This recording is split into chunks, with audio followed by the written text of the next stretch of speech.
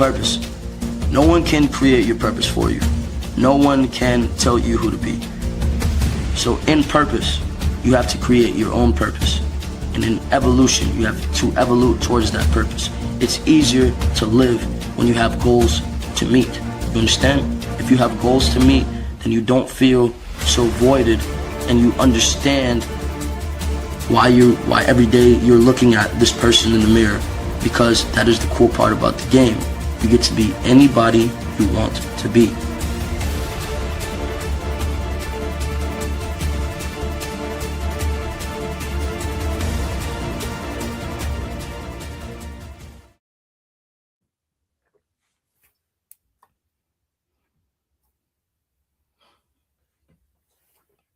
All right, welcome.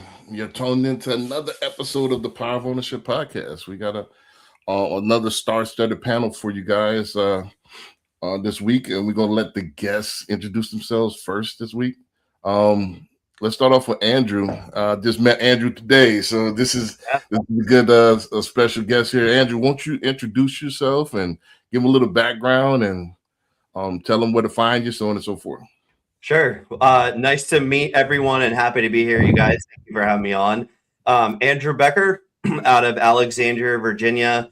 I started my real estate. I have a real estate background. I started my career about 13 years ago. I'll go real quick. I started a team in 2013.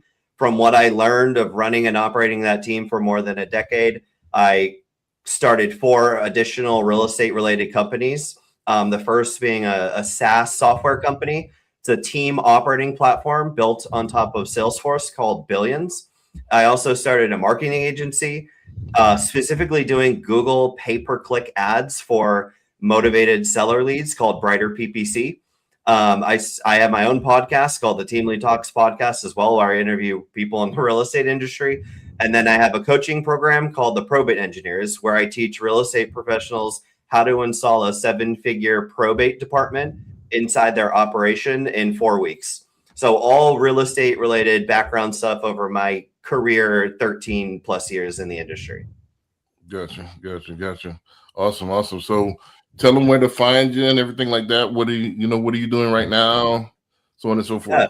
Yeah. So I'm completely leveraged out of sales, but the other companies I'm running actively today, the easiest way to find me, just so I don't have to list a bunch of different websites, is I have the same handle on social media. I am Andrew Becker. So find me on all the platforms that I'm sure everyone is on already. Right. LinkedIn and the Facebook as well, right? LinkedIn, Facebook, Instagram, it's all the same. I am Andrew Becker. Gotcha. Awesome. And next, my guy, John Flowers, man. I'm still... What year was it? I can't remember. Was it 2020, 21? I've been knowing this guy for a while. I think it was 2021 or 22. I was thinking about it. 21 or 22. Gotcha. So, John, tell them what you do, introduce yourself, so on and so forth.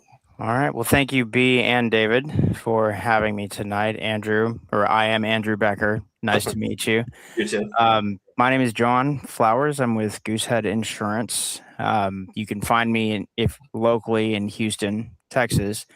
I write insurance policies, all personal lines, home, auto, umbrella, flood, anything else personal lines you can think of. I can write it all over the state.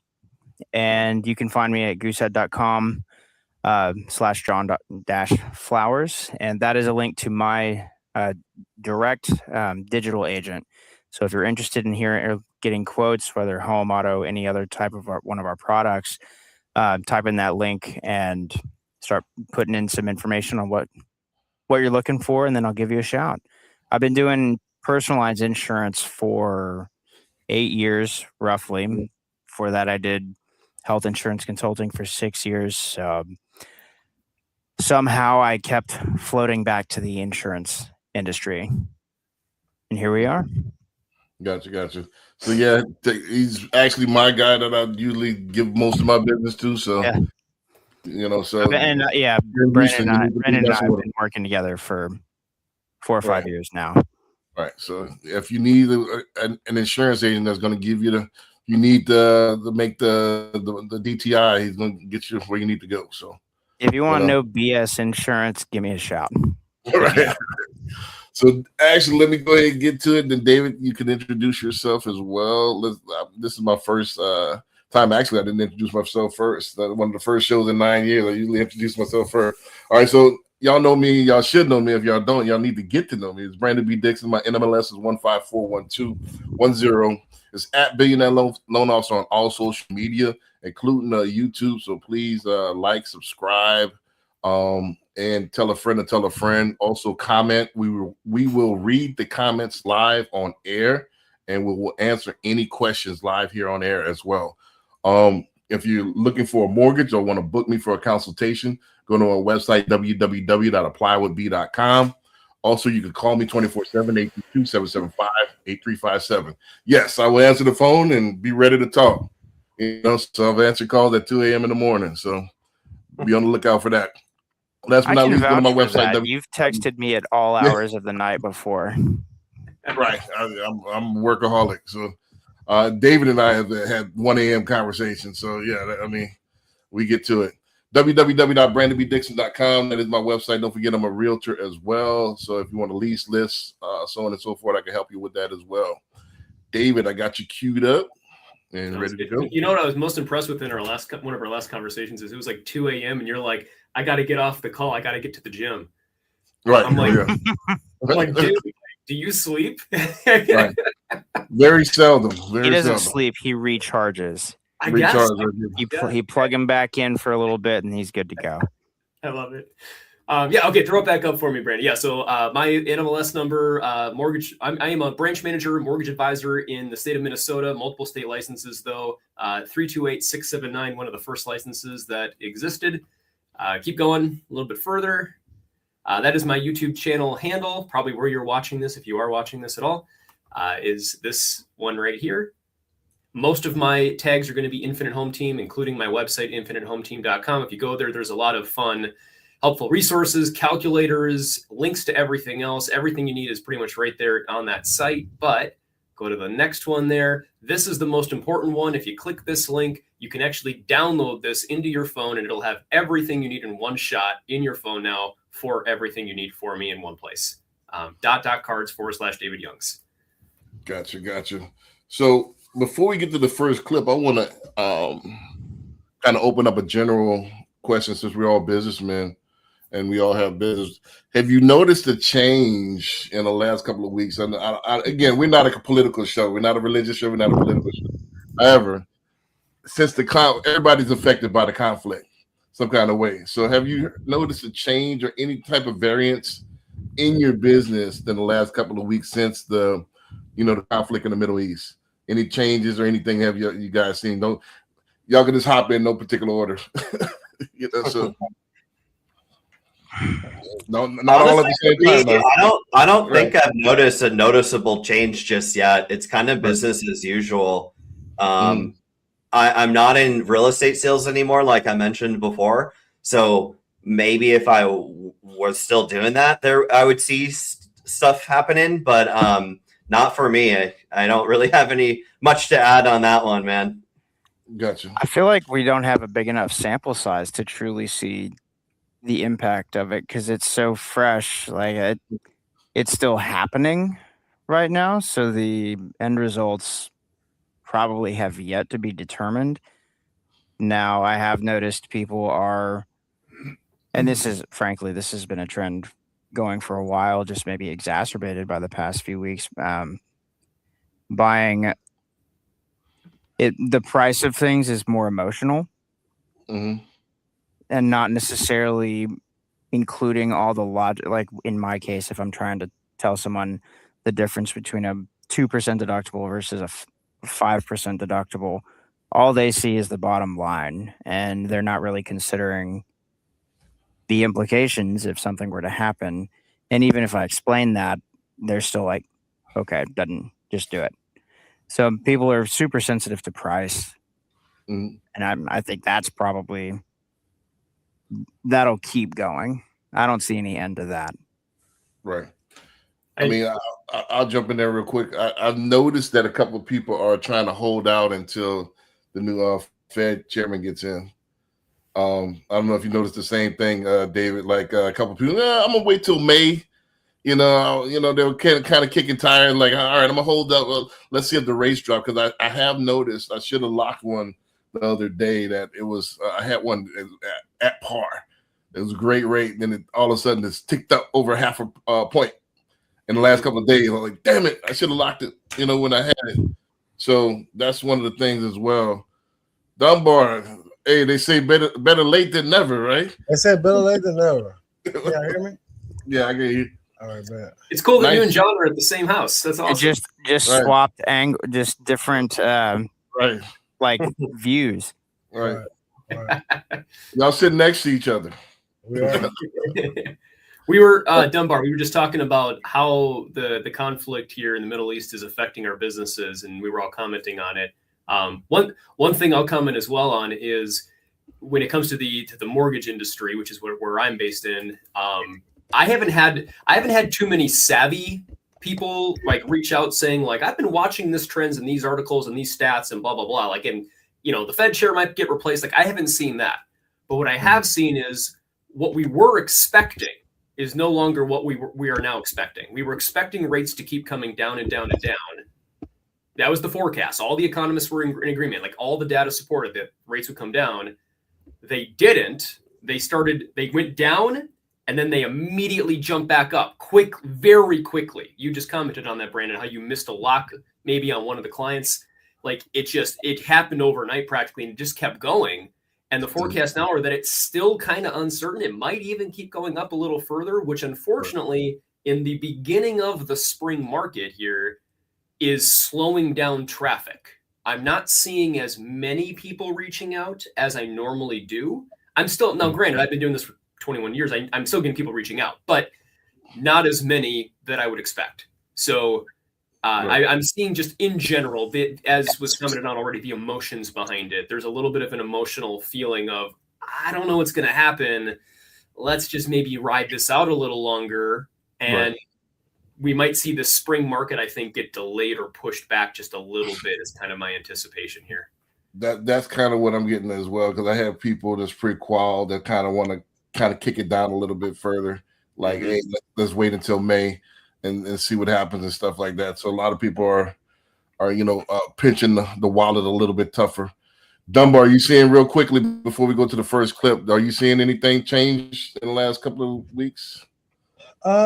In the last couple of weeks, I can't say that I have. I was looking forward to the real estate, the mortgage rates rather, going down a little bit more expeditiously, but that's not happening. But that's still not. I haven't seen any downtick, but I do work with I work with renters, buyers, sellers. So I work with I don't work with just one particular consumer in this case. So it hasn't been a bunch of downtick for me now. Gotcha. Well, real quick too for Dunbar, for anybody that doesn't know, because we didn't get to do his intro. He right. is We gotta skip. Perfect. Go ahead. Hey, you want to do a quick 15-second intro real quick so where they can find you? I see you got your phone number on your nameplate now. Yeah, totally. Oh, I'm Brandon Dunbar, a Houston guy. I'm a Texas realtor. If you need to reach out to me, you can Google me, Brandon Dunbar Realtor. You can also set up a consultation with me via my website, which is Dunbar Did It. And I'll have my cell phone number right there. You can call me anytime, just as long as it's dealing with real estate. Gotcha. Now, we're going to go. This is a good segue to the first clip that we're about to review. So let's go ahead now, watch the clip. And this is your first time watching us, our content.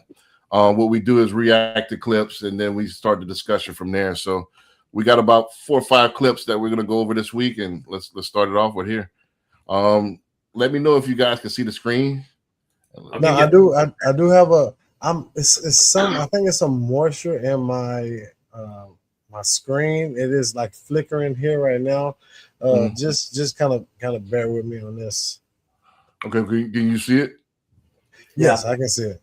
Yeah, and by the way, we can see and hear you just fine, Brandon. So you're good on our end. But let us know if we have to, if you got to jump for any reason. No worries. Okay. We know we're having some technical difficulties there. Right. Brandon, I'll give you a thumbs up as soon as you quit. Breaking news!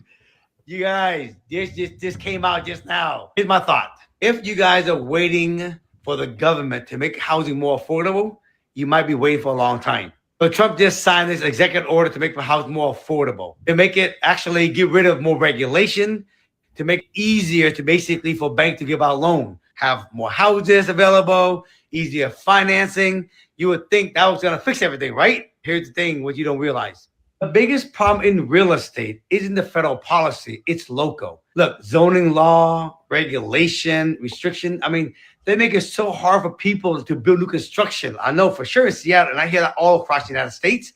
And they charge you to upgrade the street, the sidewalk, utility. I mean, stupid thing. Also in Seattle, there's they call it MHA, Mandatory Housing Affordability. They charge you like $25 per square foot. If you build a property that's 2,000 square feet, imagine multiply that, and you got multiple property, all right, going at one time. They use that money, they say, to actually build more affordable housing for nonprofits. That's what they say, okay?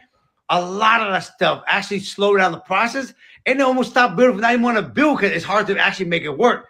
This is what's stopping the number of homes that go up for available a year, okay? Now, for the mortgage rate, it isn't controlled by the policy, it's controlled by the market. Oh, if you notice the same thing happening across the United States, right? Comment below. If you have any thoughts on this, comment below, okay? Peace. Break it. All right, so who wants to go first? Who wants to go first on this? All right, man. I can go first. All right, cool. I do think what he said at the beginning of that clip, where if you're waiting on the government to help you, I'm a firm believer of you kind of take control of your own destiny. No one is coming to save you. Right. So if you can buy when you can, kind of approach here. And I'm not really a new construction builder, so I'm not familiar with the kind of the middle part of that.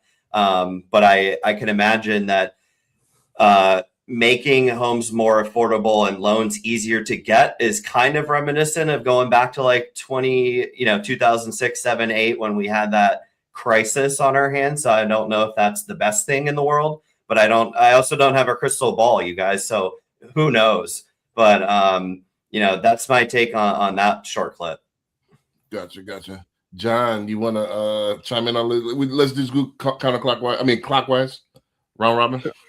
So when I saw that, I immediately thought of the Fannie Mae changes that were just announced earlier this week. And I'll, David and B, correct me if I'm wrong, and Dunbar, if you can hear me.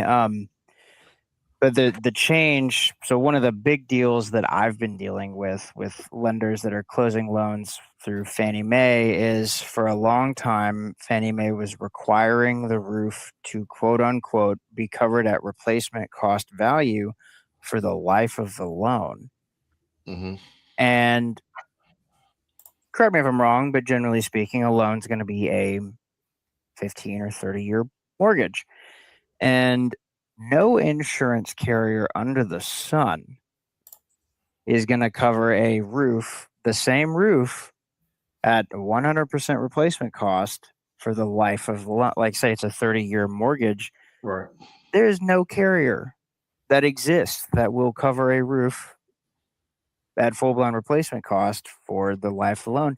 So I couldn't tell you how many deals I've been having to work that I had to jump through hoops just to make sure that I was writing a policy with a carrier that would the language on the declarations page would satisfy the loan underwriting. Mm-hmm. And correct me if I'm wrong, but that was just lifted earlier. One of the many things I believe that was lifted earlier this week, and that's a big weight lifted off of my shoulders, because it helps me shop for my clients, knowing confidently, like, hey, this carrier is going to have the right language for you. Mm-hmm. It's not just about coverage anymore, but it's making sure, or at least up until this week, it was making sure you were finding a carrier that the language on the documents were making the government happy. So I feel like where I'm going with all that is it being opened up and allowing things a little bit more. So I feel, to piggyback on what Andrew said, if you can buy when you can. But this opens up several more avenues for me. So I'm for the changes. Dunbar, I know you next, but I want to kind of answer because he asked myself and David a question. I have, and this is a good angle. I noticed since that opened up, now it opened up a lot of new carriers, and it opened up a lot of less expensive policies. Mm-hmm. And You know? I think that was the point, because Right. it was making it so difficult. I mean, rates thankfully are lower than what they were, prompting people to refi. But then I was having to rewrite people with different carriers that I wrote last year because they were refinancing, and that carrier, the language didn't satisfy Fannie Mae. Right. But what I've noticed is that's how we lost a couple. Actually, 3 of them this month. I had 3 closed, but back to back with builders. But the builders are so cheap now because they lifted the I have noticed the builders so the policies. builders are like ridiculously cheap now because they lifted those guidelines or bridged those guidelines. You know, so it's like you might lose some money. I'll lose some deals. How do you feel about that? You're asking me? Yeah, I'm asking you. So it's a bummer. I'm glad you put that up. It's a bummer, but Right. I mean, I'll take what I can get. Right. So they got some ridiculously cheap coverage now, and that's what's going on because stuff's so outrageous. $5, man, $5 gas. Like I had to rub my eyes when I seen diesel was $4.99 a gallon yesterday. You know, so people are pinching these pennies, so they're not caring about. They're taking their chances, especially with a new house. They're taking their chances with the cheap coverage. You know, so yeah, some of this stuff. I think it's the calm before the storm. But Dunbar, I didn't want to encroach on it. I just want to answer him. So go ahead. Yeah, no problem. So what I'm hoping happens in the near future is the markdowns on new homes. I think that since they are able to kind of not necessarily cut some corners, but cut some corners, I think that there will be a lot more houses available, and a lot more houses that are available now slashed on prices. And I'm speaking from a realtor standpoint here, because if they are offering the same warranties, then I mean those warranties that they offer are pretty lengthy and pretty comprehensive. The warranty standpoint. I know y'all talking about insurance, but if we can keep the same warranties, and the house that was $275,000 is now $245,000. I mean, it's gonna help me out in the future. But who knows how it's gonna all unfold? But that's what I'm hoping happens with this executive order. Gotcha. What I took from the video is this: the biggest thing he said is like, and I want to allude what Andrew, I want to reiterate what Andrew alluded to, is that nobody's coming to save you. This one executive order is not going to make houses the price go in half. You know, it might alleviate some pain points, but however, the biggest thing he said is on a local level. People always worry about every 4 years changing the presidency, but that has nothing to do with your particular county, you know, and the legislation in your particular county. We sleep on the midterms. That's one of the most important things is this year, the midterm elections. And that's going to be what affects your district, your zones, the laws as far as if you want to build a new house or if you get a new construction, that's going to affect your pocketbook more than every 4 years. So that's the biggest thing I took from is the localized thing, especially I get people that want me to mentor them all the time into real estate investing, but they're not involved at all in local politics. That it kind of go hand in hand, as far you kind of as have to lobby for yourself to an extent when you're doing it right. at the local level. Right. So you got to kind of be involved in locally, and because that affects your pocket. I give you an example, like everything before Trump got in there, everything, and again, it's not a political show, but it became the Wild Wild West all of a sudden, with contractors. Every contractors were starting jobs, stopping them. There's no legislation to penalize them. So I think that is one thing I am lobbying for and trying to get some of that stuff in Texas, because Texas two-step, and John knows what I'm talking about. Texas, you gotta actually, if a contractor runs off, I gotta actually sue him, and then I have to collect. So it's a twofold thing. So it's tough to get contractors to do things out here. I'm working on a project I've been working on for a year, and I still can't get it done. So that's what I need. Local ordinances and local laws to change. David, I yield the floor to you. Yeah, I was going to say, I'm pretty sure, throwing it in the chat here, I'm pretty sure this announcement here is what you're referring to, of what was released here on March 18th.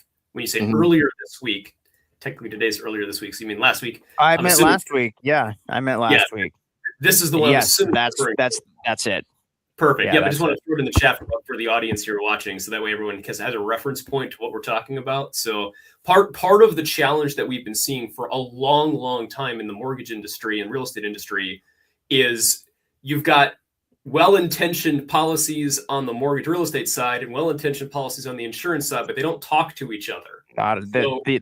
There is zero interdepartmental communication. Exactly. So what sounds great in theory on one side and sounds great in theory on the other side, great. Let's put it into play. Why not? Except if there's no communication, now the policy created just actually contradicted each other. And since they won't talk, we have an issue. Great example. We have the same thing that comes into play when it comes to self-employed income with CPAs. CPAs and accountants are not legally supposed to provide letters that say this business is totally operational and good to go for 2+ years and blah, blah, blah, and stake their license behind this. But that's what Fannie Mae, Freddie Mac, FHA requires. That's the requirement on this side, is you have to have that to close a loan. So you're forcing a policy compromise here in situations like this. And it's sad that it's been this way. But I also think it's worth sharing. The whole point of insurance is not fun. It's not sexy. The idea here is if you need it, your family is covered and protected. Hopefully you never need it.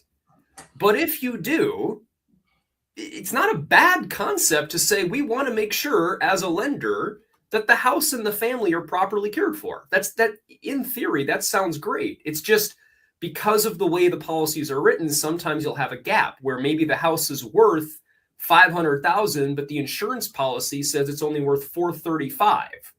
Well, that's not enough coverage per this side.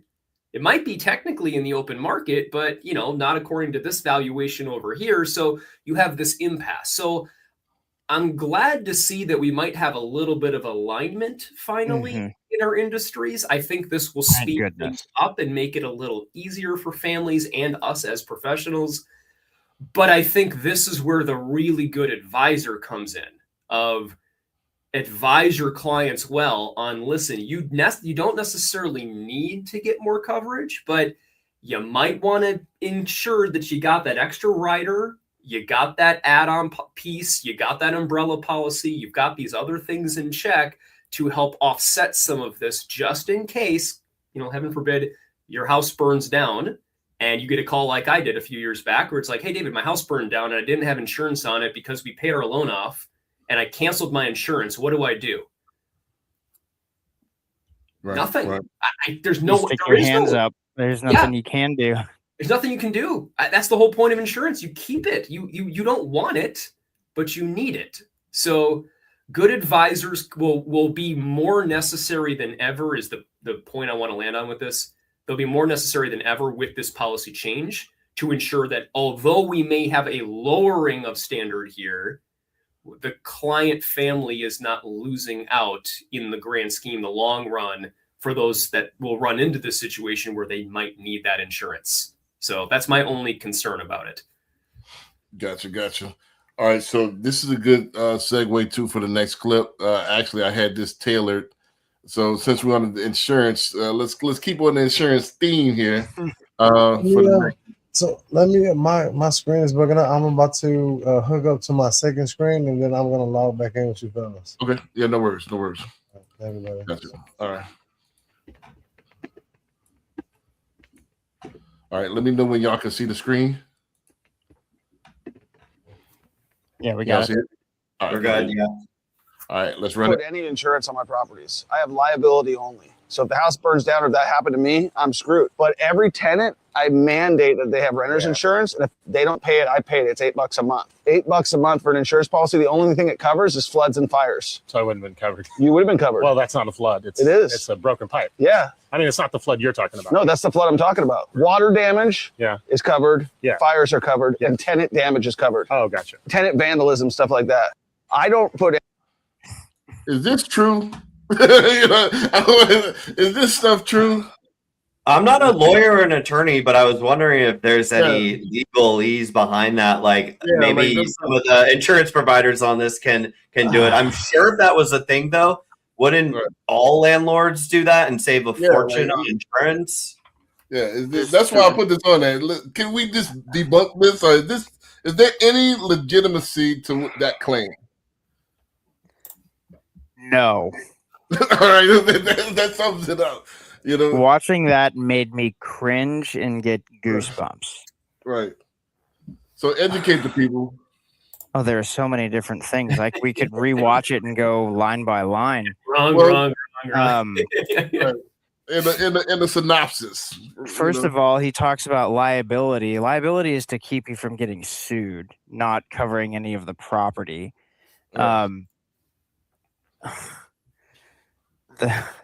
That would be the reason. Having liability coverage would be the reason that you want your tenants to have that coverage, and of course, coverage for personal property. But this dude was talking about a broken pipe being covered while it's the same thing as flood. No, not remotely. And for example, when a client has me write a renter's policy, the first coverage that comes up is personal property. You talk to your client, get an idea as far as what coverage number they would like, ideally written at replacement cost for their personal property. And then the other coverages come subsequent to that, liability being one of them. But him mentioning water coverages, there's so many different types of quote unquote broken pipes. The first one that comes to mind is called sudden and accidental water damage. That would be, at least in Texas, because it's going to vary a little bit state by state. But sudden and accidental water damage in Texas is a rushing water. For anyone in Texas or frankly lower half of the United States, Winter Storm Uri, February 2021, it was snowpocalypse down here. A week of freezing weather. That's where you froze. had like half an inch of snow or something, right? Yeah. So people lost power for a week. It was hard freeze. So, people lost power, pipes froze, pipes exploded. That would be covered under sudden and accidental water damage for a renter up to the coverage limit for their personal property, not covering any of that owner's structural property. Additionally, there are other water coverages available for the renter, but it's meant to cover their personal property, not the homeowner or the apartment owner. So that guy has everything backwards. And when I mean everything, I'm saying everything. There wasn't anything I would have followed or taken with that one. Right. And nice timing, because I wanted to hit it from this angle. Because I'm not an expert in insurance. That's why we got the expert on the panel. But a lot of people will take this and use this. They're scrolling through. Well, I heard that this guy, and they will run it with it. So this is the angle I wanted to hit. It's like a lot of this stuff that you hear online is not real. It's not even remotely rooted in reality. Which brings me back to the point of what David had just finished saying it is important to take that advisory role. Right. And if you're talking to someone and they're spitting out stuff like that, you need to put the brakes on and get back to the fundamentals to making sure they actually understand the foundation of what they're trying to accomplish. Right. You got to kind of examine it, but most people won't. This is kind of what I wanted to take this discussion. This is where I want to. Most people will not do any research. Most people will scroll and, hey, I heard, and do a hodgepodge of quote unquote knowledge. And this is, instead of seeking professional advice, mentorship, or paying for courses, stuff like that, this is where they get their information. From I would rather scrolling. them get their info from Chat GPT than social media. Yep. Right. But let's be honest. This is what I wanted to open the discussion about. Yeah. A lot of this is garbage. Especially in our profession with real estate. Most of these real estate gurus, they have no idea what they're talking about. Most of these mortgage people have no idea, they have no clue what they're talking about. And like I think Ian said last week, the devil's in the detail. When you start peeling the layers back, it's all BS. You know, so that's kind of where I wanted to point it. Like, I know I want to get John to debunk it, or and let's talk about that. Like, and this kind of is a good segue to the next clip. But David, I'll go ahead and yield it from there. Yeah. So just you may not even know this, Brandon, but even though I'm not a PNC licensed agent, I did go through all of the pre-licensing education and I did sell it for many years. So I am very familiar with it. This is flat out false. 100%. John's right. Flat out false. Just cringe. Renter's insurance covers personal property and liability. It has nothing to do with the dwelling. The dwelling you live in is not covered by renter's insurance. So you have to have a separate policy covering the dwelling. If you are the landlord and if this guy truly is banking on, oh yeah, don't worry about it. Like your insurance is going to cover it.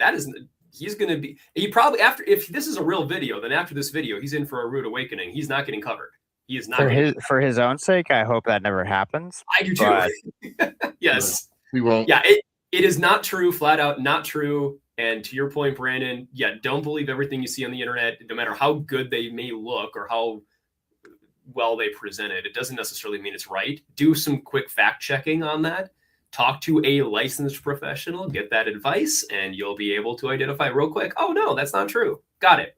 Just the same as we have the same things we debunk all the time in each of our respective spaces all of the time. It's common to see this on a regular basis. And the reality is, we've talked about this in previous shows, there's just simply a lack of financial education across the board for everybody. There is no schooling really for this. So how do you really know as a new person, 18-year-old kid, all right, I'm an adult, I'm out in the world now, got a job, you want to rent, you want to buy a house, eventually get married, all these things. You don't know, like, how does insurance work? How does investing work? How does retirement work? How do taxes work? How does real estate work? How does mortgage work? There's nothing to really know other than whatever your best friend's dad's uncle's brother told you, and whatever you see now, unfortunately, on social media, which may or not even be real, AI generated now at this point too, as well. So you don't even know what's happening, and you're guessing your way through life, hoping you make good financial decisions, which is part of why we do this podcast. So we can bring good professionals in to debunk this stuff. So if anybody watches, they can say, this is not right. This is incorrect. Don't do it. Be careful. I did have one question for you two insurance guys on here. At the end, he mentions that he forces his tenants to get renter's insurance. Is that even a thing that a landlord can do towards a tenant? It can be a requirement. Yes. It can be a requirement. Yes. Okay. You can make it part of the lease agreement because remember, as the landlord, you have the control over which tenants you allow in. You interview them, you decide the deposit, you decide all of the terms. So you can make that part of that. You have to carry renter's insurance. So yes, I think that's the only thing about this video I like is he does suggest making sure that his tenants have renter's insurance. I think all landlords would be wise to include that in their contract. I think that's a very smart decision. Include renter's insurance as a requirement. But excluding the part about the landlord paying for homeboys insurance policy thinking Exactly. it covers him.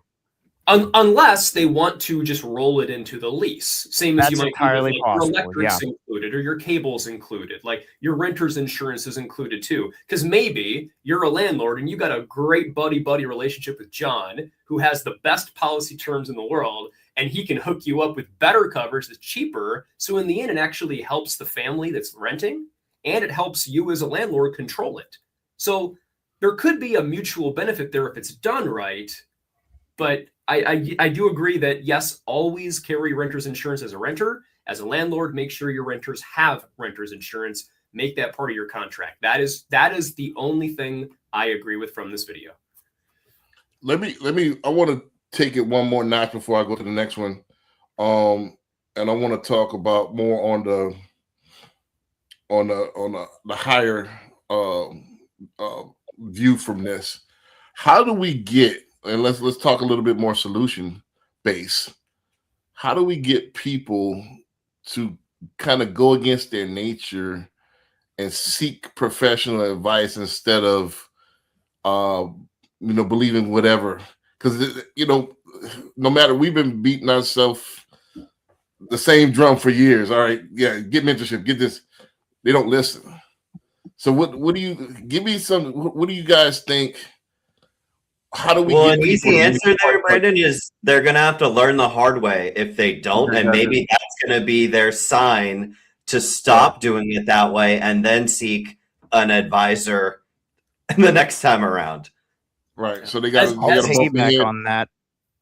Sorry, John, go first. I'll piggyback on that as someone who has learned most of my life lessons the hard way. Please get some actual advice from a licensed professional. Right. Just please. Sorry. Go ahead. The rest of you guys. I was going to suggest too, keep in mind, I think part of the problem that most families run into is I don't think anybody just thinks to themselves, I really don't want professional advice. I want to go just search this online and hope I guess my way through this. Like, everybody, if they're smart, appreciates good advice, but they don't know who to go to. So people like those in, as an example, the real estate position in particular, because they're usually the first point of contact in buying a property. If you're buying a home as a homeowner, that's the first point of contact, because even though I'm supposed to be the first point of contact, people don't do it right, and they go to the realtor first because they don't know any better. So the realtor is always the first point of contact because that's just what they do. That realtor is in a prime position now to be that person that can curate good professional contacts to refer the client to.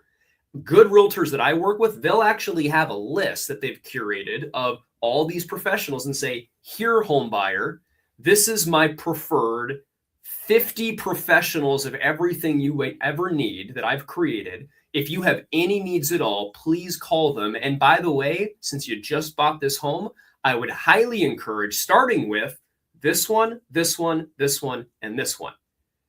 And then they'll make an introduction and say, hey, client, you guys need some insurance here. I want to introduce you to John. John, here's clients.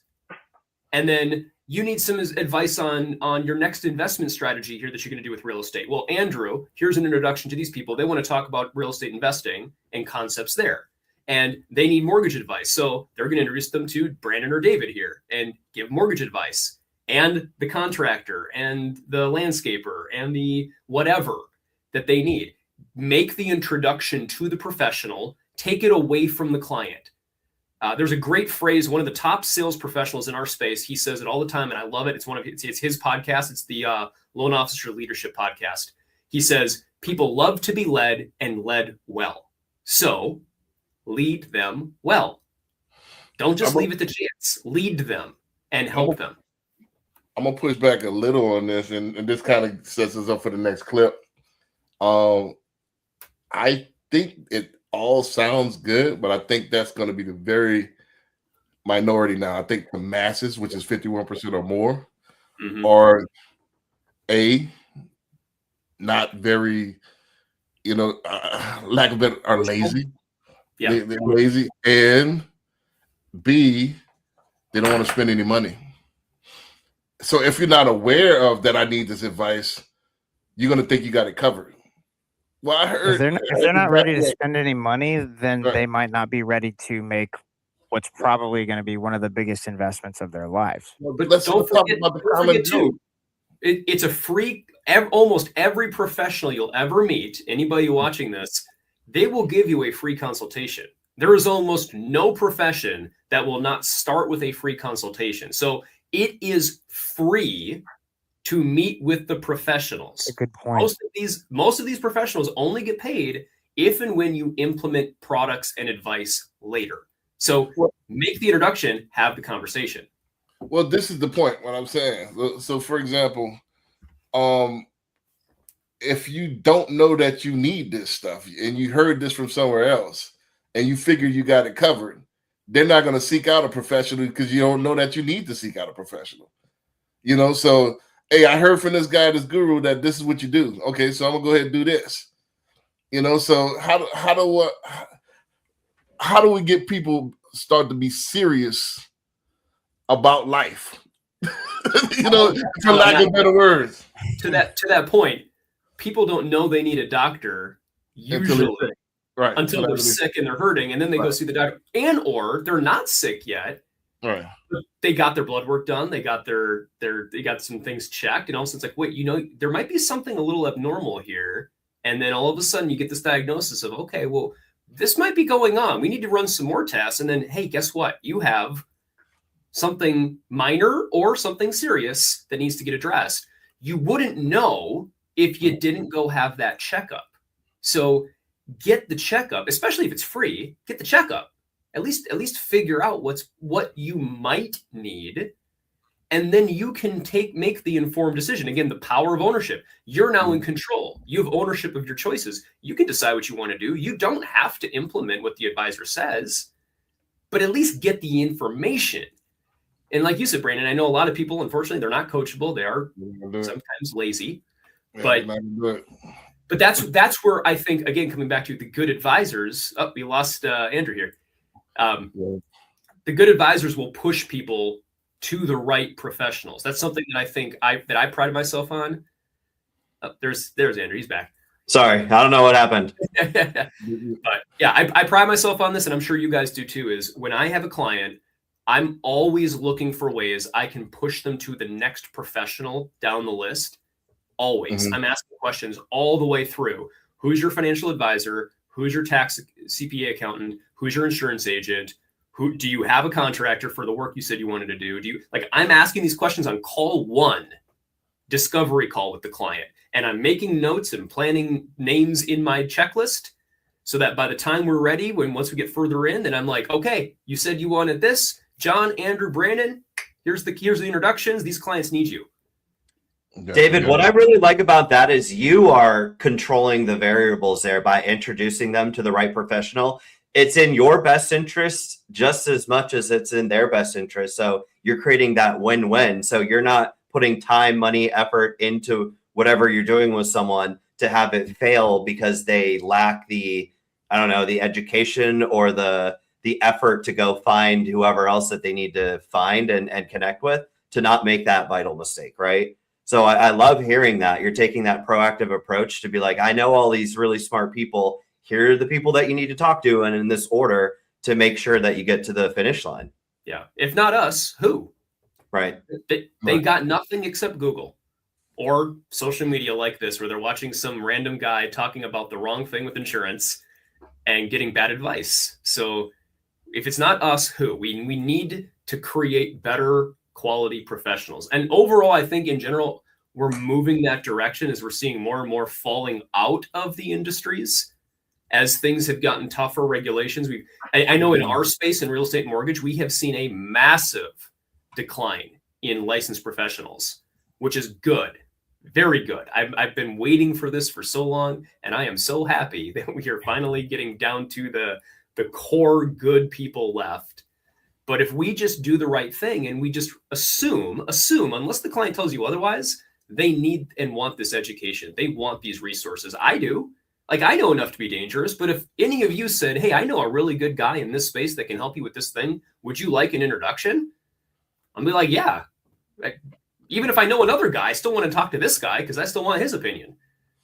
And then now I can get ideas and I can formulate my thoughts and my decisions and make a better informed decision. So just always keep assuming clients want this stuff. People need this stuff because they do. I believe they do. I think it also adds like an additional level of credibility, not only to you, but also just, excuse me, you're creating a smooth referral process, because not only do they trust you, David, but the fact that you, David, are referring this other person, that I think that speaks volumes. To your point, by the way, anybody's gone through sales trainings, when it comes to client retention, I forget what the exact stats are. So don't quote me on this, but I believe it's something like if you implement one product with the client, you've got a 50% or so retention rate with that client. Maybe not even that. But if you implement 2 products with the client, it jumps up to over 80% retention.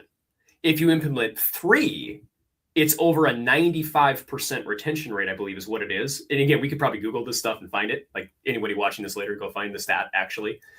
So the cool thing about that is you don't have to be the one implementing the product. I have had many clients over the years where they've come to me. We are not ready to buy a house. We are not ready to refinance the property. They don't qualify. We're not ready. But I get the information. I listen. I introduce them to 3 other people, Brandon, Andrew, and John, for other needs that they have.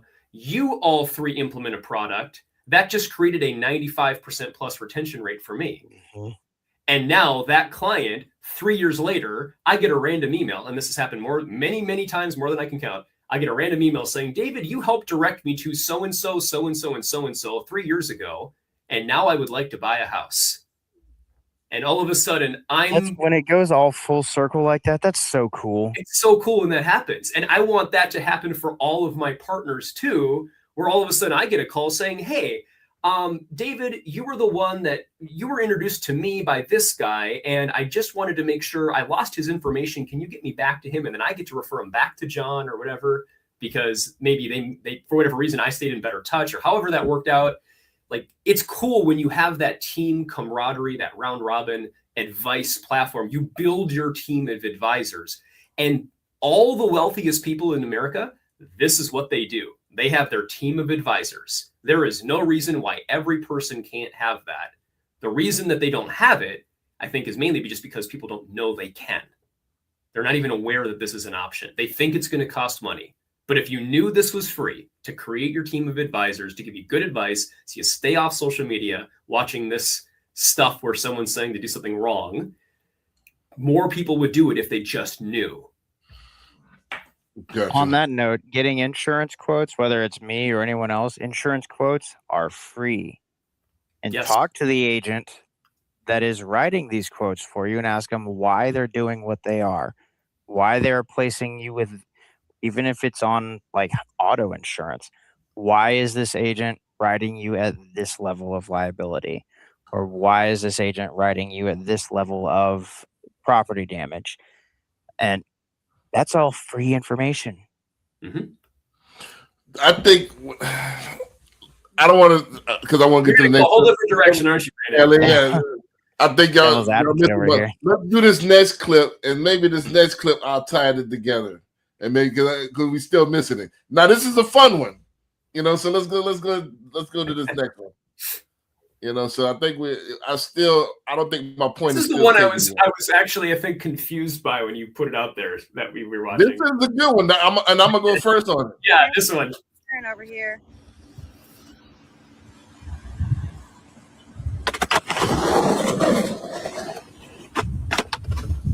Get it.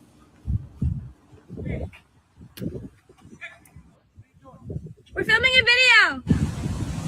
There's a 2-year-old kid that lives in that house. Okay. I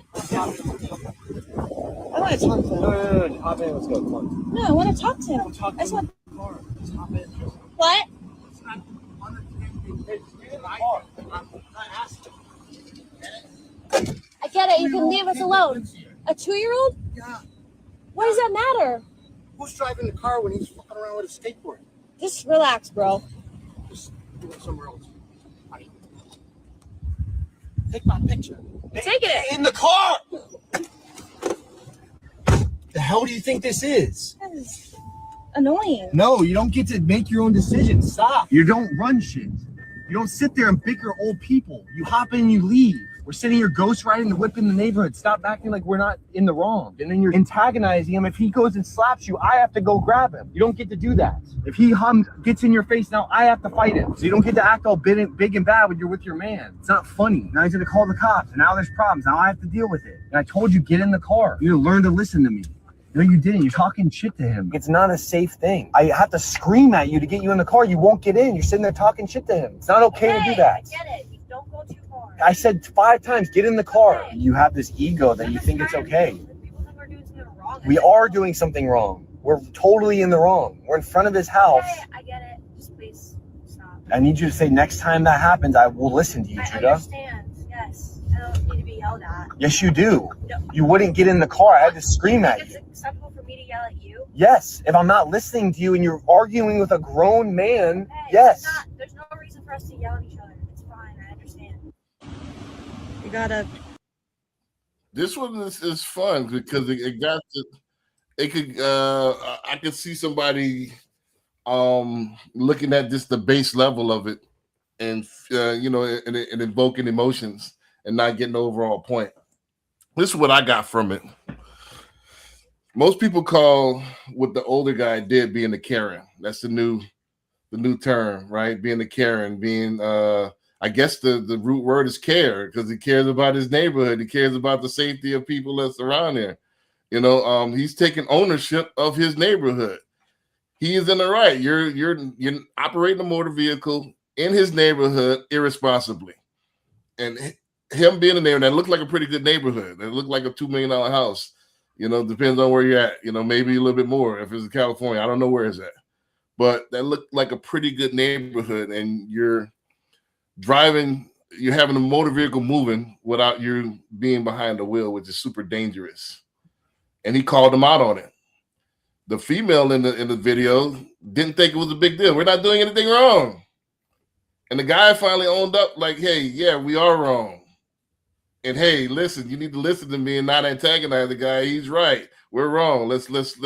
I don't know. I had a temporary lapse of judgment here. Let's go ahead and right this wrong. I think that is a lot of things. I think this needs to happen in a lot of circumstances. I think what happens now is that between right and wrong, it's gotten too blurry. The line is, if you're in the wrong, own up to it. Gray area now. It's a gray area now. Like, I'm not hurting anybody, but that's not the point. You have the potential by acting irresponsibly, and he's trying to prevent that. If that makes sense. So he's taking ownership. How does this relate to what we do? I think if more people take ownership of themselves and more responsibility to do the right thing in all circumstances. When you think, I don't think they thought nobody was watching them, and I thought, if I don't hurt anybody, it's nothing, that's not wrong, and you got to take responsibility at all times, whether you think somebody's watching you or not, and then that's another thing is like, I like what he did. I like it. He took, hey, I'm the man. Get in the car. Let's go. We're wrong. I like that. So I think that needs to happen more. Take ownership of the relationship. Hey, I'm protected, because what happens is if he zerks out or wigs out and he punches you, I'm going to jail because I'm gonna have to protect you. He's looking down the line. So I like that somebody had in this world, how wacky it's getting, somebody had a reason that came all of a sudden. I like that. So I'll leave it at that. I'll yield the floor. Yeah. On that. I think it's David next, and then round robin. Yeah, I'll go next. Welcome back, Young Mar. Hope your video's working here. Yeah, no, everything is good now. I'm hooked up to my TV. Good deal. Good deal. We were just watching a video, if you saw it ahead of time, the one about the skateboarder with the car and the Karen, as we call it, the man that came out. Right. Yeah, I like the point of just simply, like you said, Brandon, the ownership of that. Just they were in the wrong. He's looking ahead. And that's the thing, is like, look ahead, look at the consequences of what your actions might entail.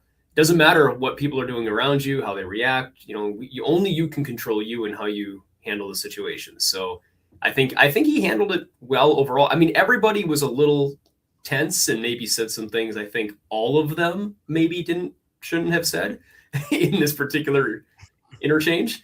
But talking about focusing on the power of ownership podcast here, taking ownership for your actions, the responsibility that you have. The man that was taking responsibility, owning his community, taking a look at what is happening in his own backyard right there. Like, he has a right to take ownership and like, I want to protect this family. I want to protect this child.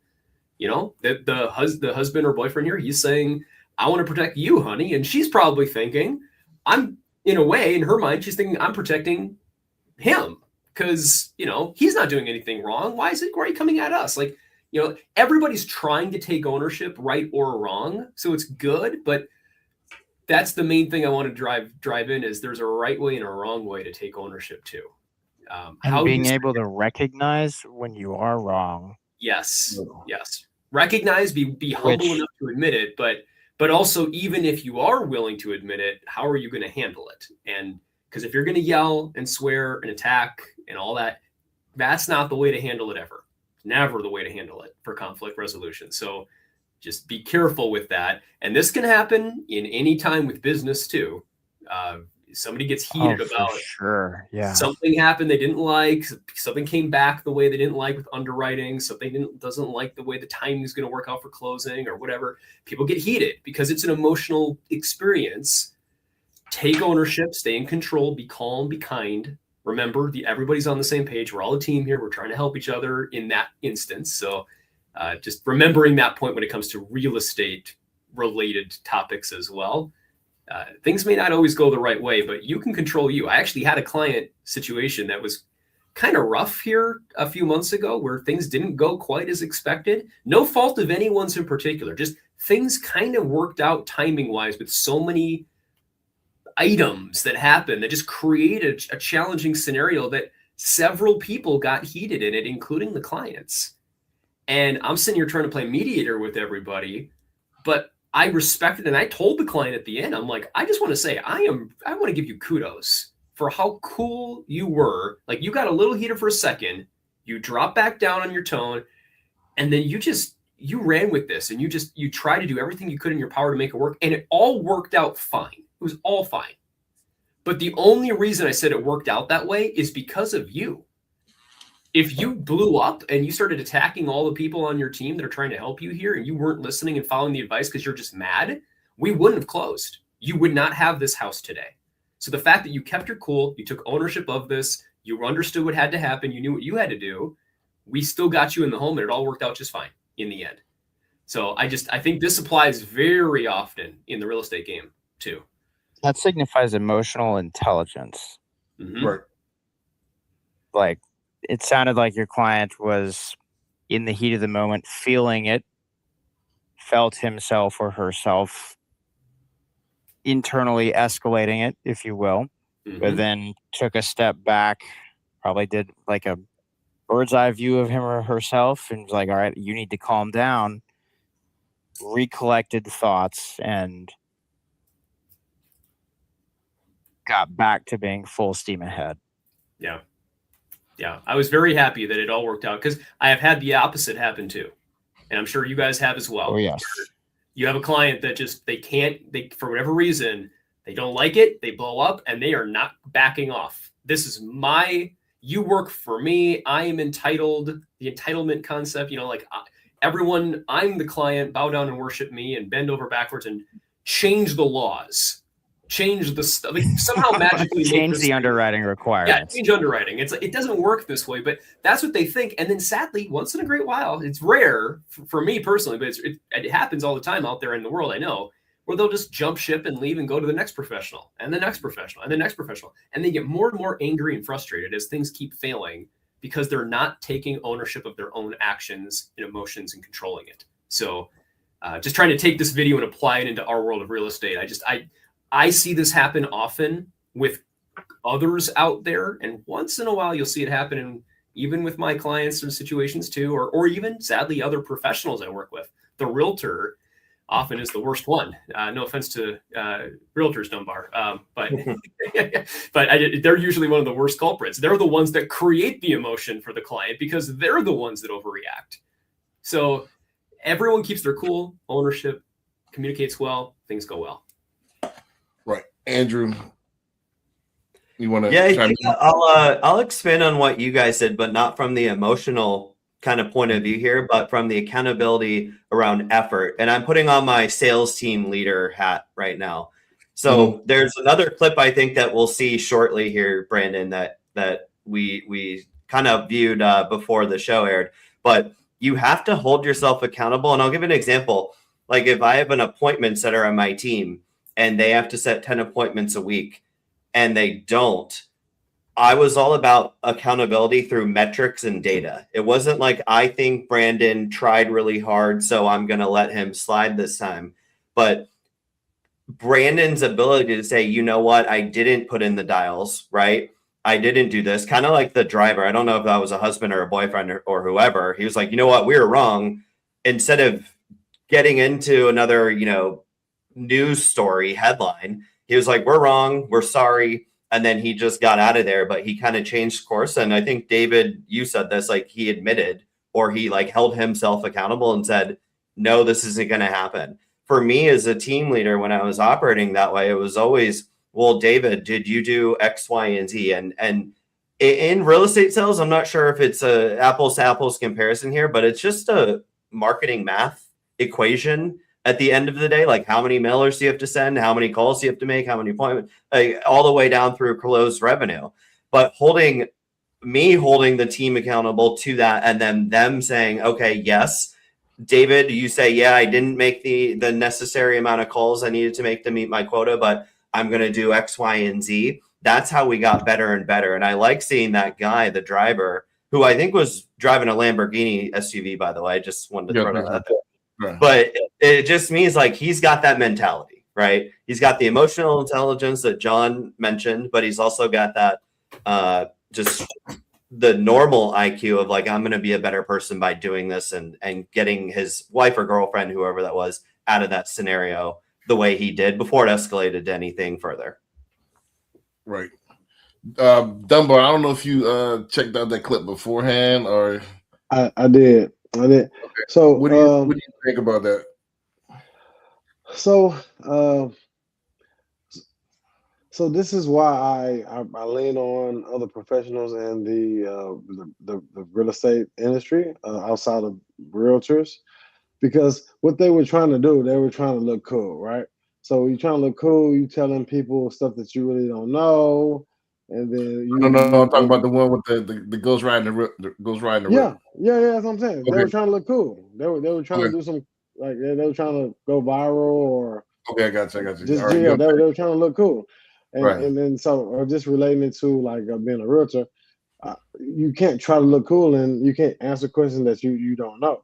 And when you're in the wrong, you have to actually step up and say, hey, you know what? Well, I'm in the wrong here.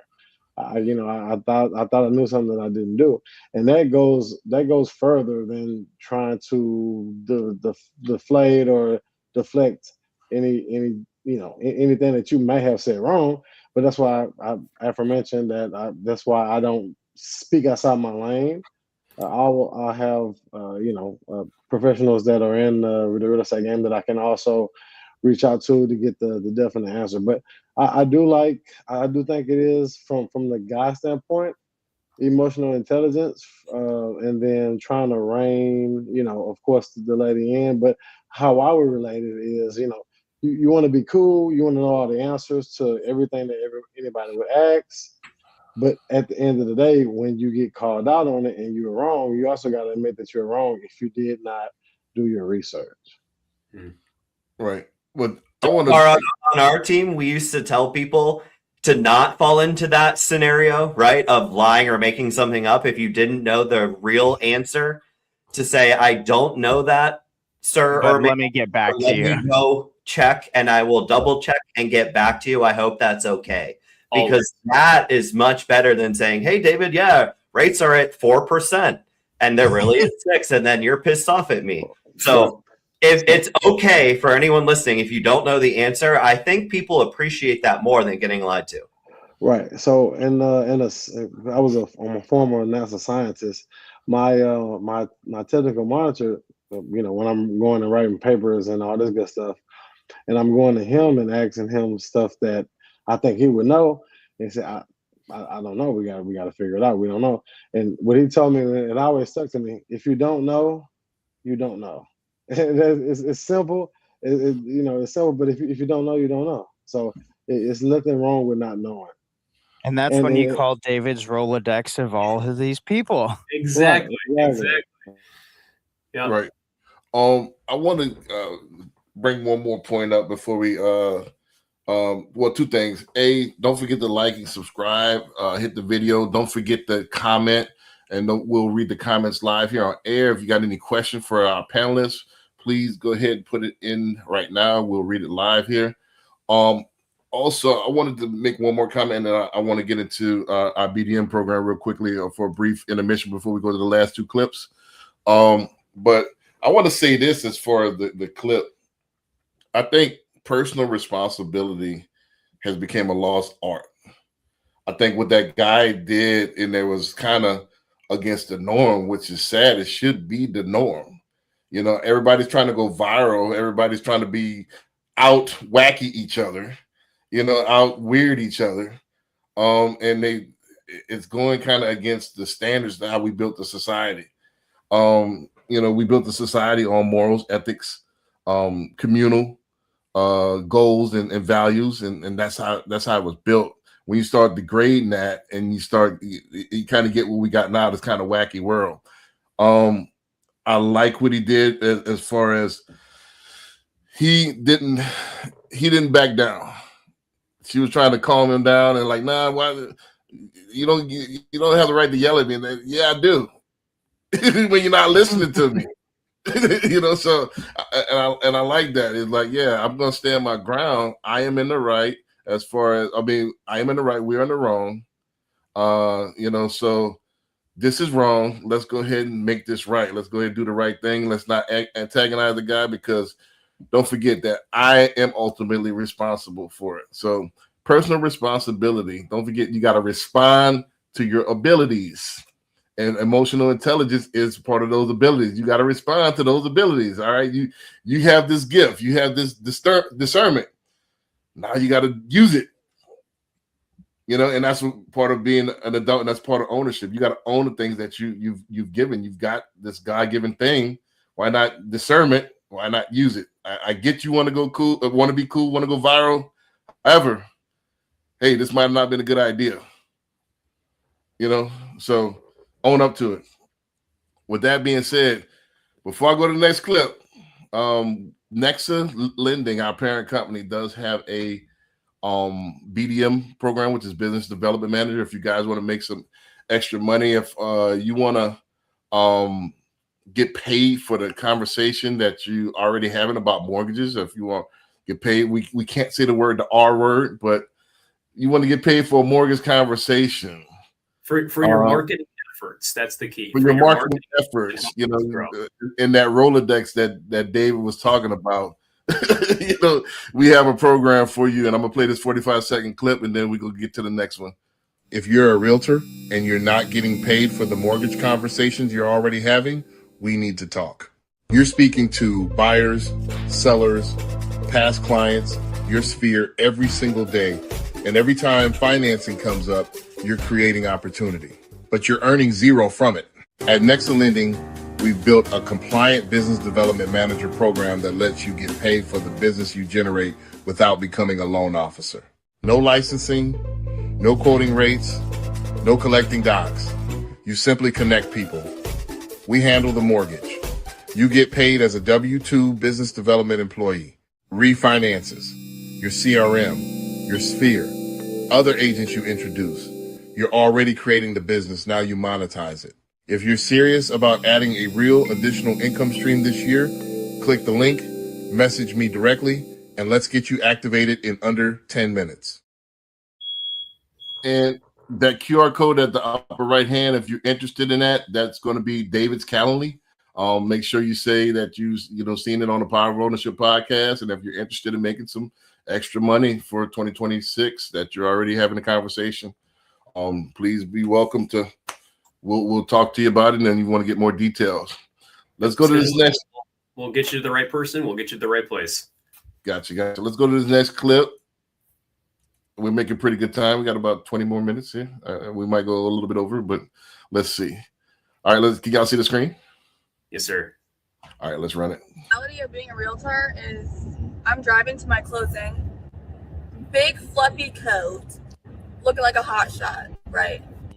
The reality is that I haven't had a closing since September, and your girl is broke. I'm literally driving my dirty ass car to my closing because I can't afford to get a car wash. I'll show you.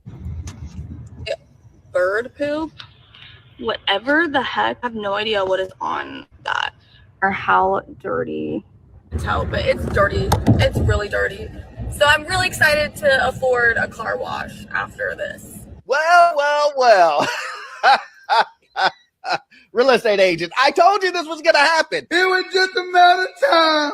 I don't know if you guys have heard, but 70%, let me repeat this again, 70% of realtors in 2025 didn't sell out. Damn. The reality of being a realtor is Right. So Dunbar, I know that finished with Will Smith. That was well played. Dunbar, you want to go ahead and speak to that? Not saying you didn't close it, you know what I'm saying? Since you're in that team. Yeah, I've heard. She mentioned 2025. What was last year? Right. I've heard that about the year before that, and the year before that, and the year before that. I'm not sure how that happens, honestly. I'm not sure how that happens, other than just lack of effort. I mean, I think if you have any effort in any sphere, if you're really reaching out to your sphere and you really putting in some effort, I don't see how you couldn't close at least one house in a year. And then another thing about being a realtor, you can get paid for multiple different things. You can property manage. You could be a leasing agent. You could be a landlord agent. You could be, So I mean, those are things that also you can make money from, and it's not bad as long as you have the volume. And that's with anything. Because if you sell one house, that's nothing. But I mean, I've heard that year in and year out. I'm not sure how that happens, though, to be honest. Even when I was part time, I was, I was at least, one. I'm not sure how that happens. So that's all I got to say. Well, I'll tell you how it happens. Most people get the license and think that's going to be the ticket. Hey, I made it. I got a license now. So automatically, people are going to start flooding to my door because I'm me. And, that's it. No work, no effort. Just because I'm me, people should do business with me. And that's most people's attitude. Most people's attitude through life is, hey, it owes me something. I deserve it. I don't have to put any effort in. I deserve this. This is most people's attitude. Most people get the license, and after they run out of their family and friends, they have no clue how to market, how to prospect, how to actually go out and get the business. Because I think what happens is the real estate license is too low of a hanging fruit. I think they need to put more stuff into it so they could wean out some of the people that they have as real estate agents. Because it's very easy to get. You can take a week or so and take the course and then get a license. That's it. So I think if they had more restrictions, and they might have more serious people. But I think it's a trend, period. Like, most people expect something, but they don't put nothing into it. They expect $1 million results, $1 million yields, and they put in lunch money effort. And that's just what this is. And that's with everything. That's what the earlier clips, as far as with the knowledge. You know, they want to they want everything to be okay because they're them, but you didn't put any effort in to find out what type of insurance you really needed in order to get into this. You know, they want to do these things as far as go viral, but you didn't take any effort. Like, hey, this guy, there's a what was it, a child that's like that hard of hearing? You didn't take any effort to research this before you went ghost riding and whipping that neighborhood. So most people don't take life serious. They don't take ownership of life and doing research and doing the necessary foundational things in order to get the results that you want. I'll yield the floor from there. No, Andrew, you jump in. Yeah. There's a few things I don't like about videos like this. Number one, I'll question the validity of the statistic in question to begin with, because I've also seen like Dunbar last year, the year before that, but I've seen multiple videos from last year being 2025 of 80% or 90%. So I put that in question too. And to Brandon, your point, the barrier of entry into this real estate license world is very low. I totally agree with that. But if let's just go on a whim that says, okay, 70% is a true number, right? I would highly question that's true, but let's just, for the sake of this conversation, does that include only active licensees? Does that include inactive licensees? Does it include people doing this all full time, 40 hours a week, 50 hours a week? Or does it include people with the license that also have a W-2 40-hour a week job? Who knows? My question more often than that part of it, because I just don't believe in those type of negative connotations about the real estate industry, is why post something like that? So what that 70% of real estate agents didn't close a deal in 2025? To what end? What was the point of that video? So there's a lot of things that we see that all the time that I just don't understand why someone would post it to begin with. But then I don't even think there's truth that much. I'm sure there is a lot of truth. Like, yeah, maybe some people struggle to do business. And my third part, Brandon, is the licensees that do put in a level of effort to do this full time, they do not treat it like a business. They treat it like, oh, I'm on HGTV. I work with David. He buys $1 million house and I take the next 5 months off because I made 80 grand. I have these conversations all the time with real estate professionals that can't even tell me where their last 10 deals came from, but they're doing like 20 million in volume or 50 million or 150 million. And I'm like, start treating this like a business, you guys, because if you can do 20 million flying blind, not knowing what the hell you're doing, could you be doing 100 million if you had it dialed in and you knew your data and you knew your numbers? Every other industry talks about, you're not really running a business until you know your numbers. And the real estate world is not any different. It is a business. You have to treat it like one. Could I jump in next on that? So just to back up your point, I'm going to throw another article here in the chat. Now there's a few places you could go to look this up, but you need a subscription to be able to get into most of them. So this is a free one. You don't need a subscription to it. It's a long one because it's a Google search thing. I was trying to get the exact one, but whatever. Anyways, this link here will show you that you're exactly right on the money, Andrew, that this stat is true. However, it's considering everyone in the entire country that happens to have a license is registered with the MLS. This might be somebody that gets one just to buy their own property.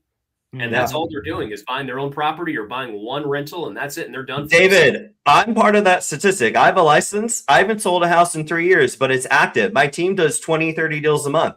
I'm not in that's not going under my my numbers. So I am part of that statistic. And how many of me are there out there? Yep. Now that we're talking about it, I was part of that at one point because I did apartment locating and I had to get my real estate license to fall into that. Exactly. Yeah. Right. Yeah. So it doesn't necessarily mean anything, really. Exactly to your point, Andrew. It doesn't mean anything. It's a headline that it grabs attention, David. I think that girl was super proud of her fur coat and she wanted other people to see it. I wanted to argue too, by the way, in that video, why couldn't she go to the gas station for free and grab a little wiper and just swipe that off the front of the windshield? I don't understand that, but let's be real. She wanted sympathy points. This is my point. Now I agree with you. The statistic might be inflated. However, it doesn't negate the point I brought up as far as there are people that's like that. There are people, and I would say it's close to the majority. I would say 51% or more, especially in our area in Houston, that there's 85,000 realtors and only probably 2,000 to 3,000 actually make any money at this.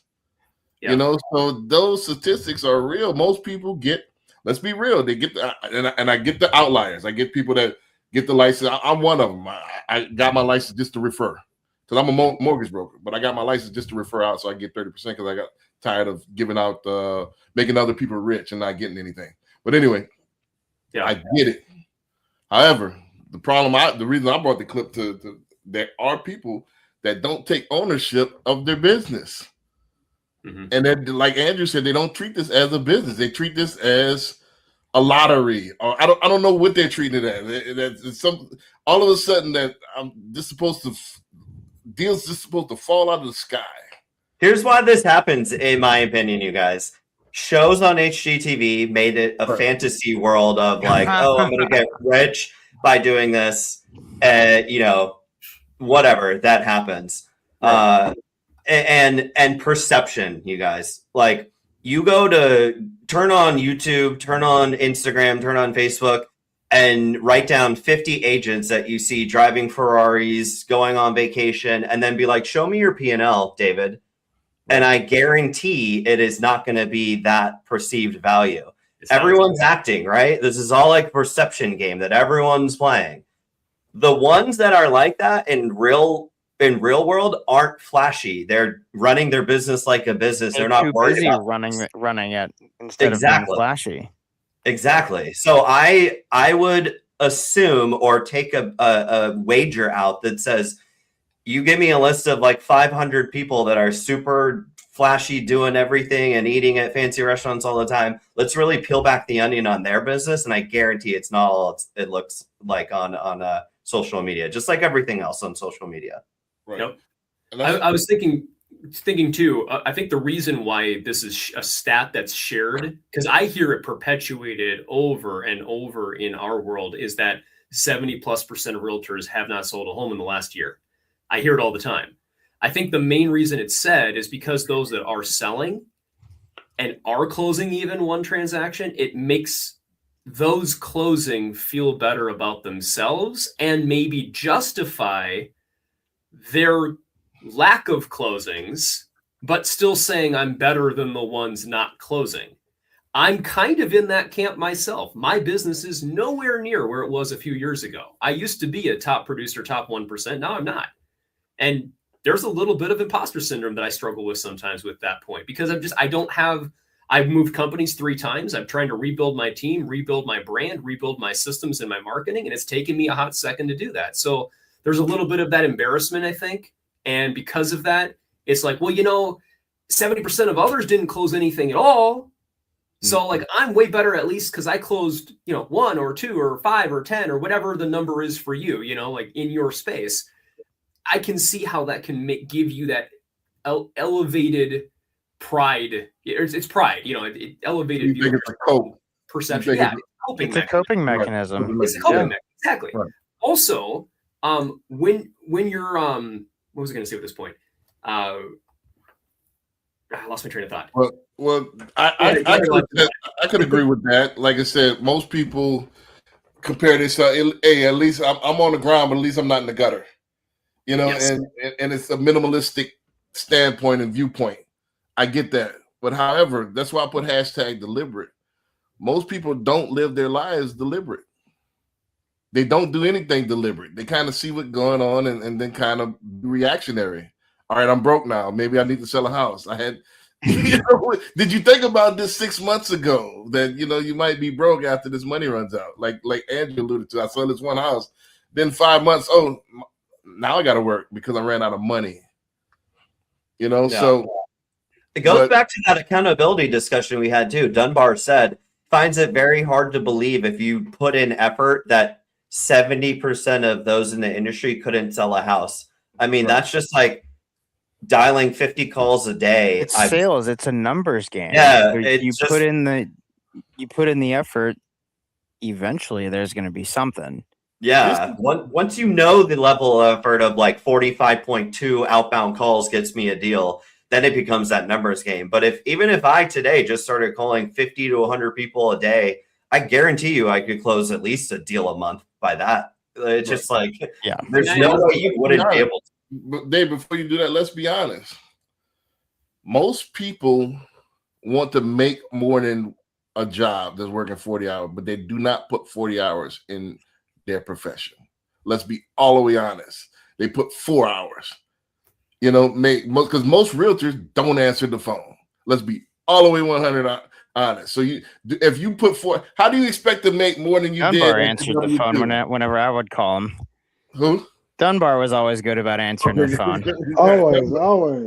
Yeah, Dunbar is an anomaly, but let's talk about the majority. Most realtors do not answer the phone. They do not take this serious. They're not deliberate about their business. Let's be all the way. And that's just not realtors. I just want to say I'm picking on realtors. A lot of people that got businesses or they call themselves business owners, they want to just open a restaurant and think people will come. And that's not how this works. You got to have good food. Oh, I got good food. That's just that's one small part of the equation. How did they know you have good food? I do have one that is I'm sorry to butt in. No, this is what this is for. This is start the discussion. Yeah. So there's more that goes into getting to your point, Dixon. It's more that goes into getting a real estate license than it does going into MLO license. Way more hours. I don't think it's the rubric or the instruction that is given. I think it's just the person that's going towards the goal, and that's really what it is. I don't think it's nothing that they can add to MLO licensing or real estate licensing that's gonna make people more successful, because your success comes from within, and you're kind of what you think about yourself and what you want. Dunbar, I don't know if you share in the same opinion, but everything that I studied for when I took my real estate exam for the first time didn't happen.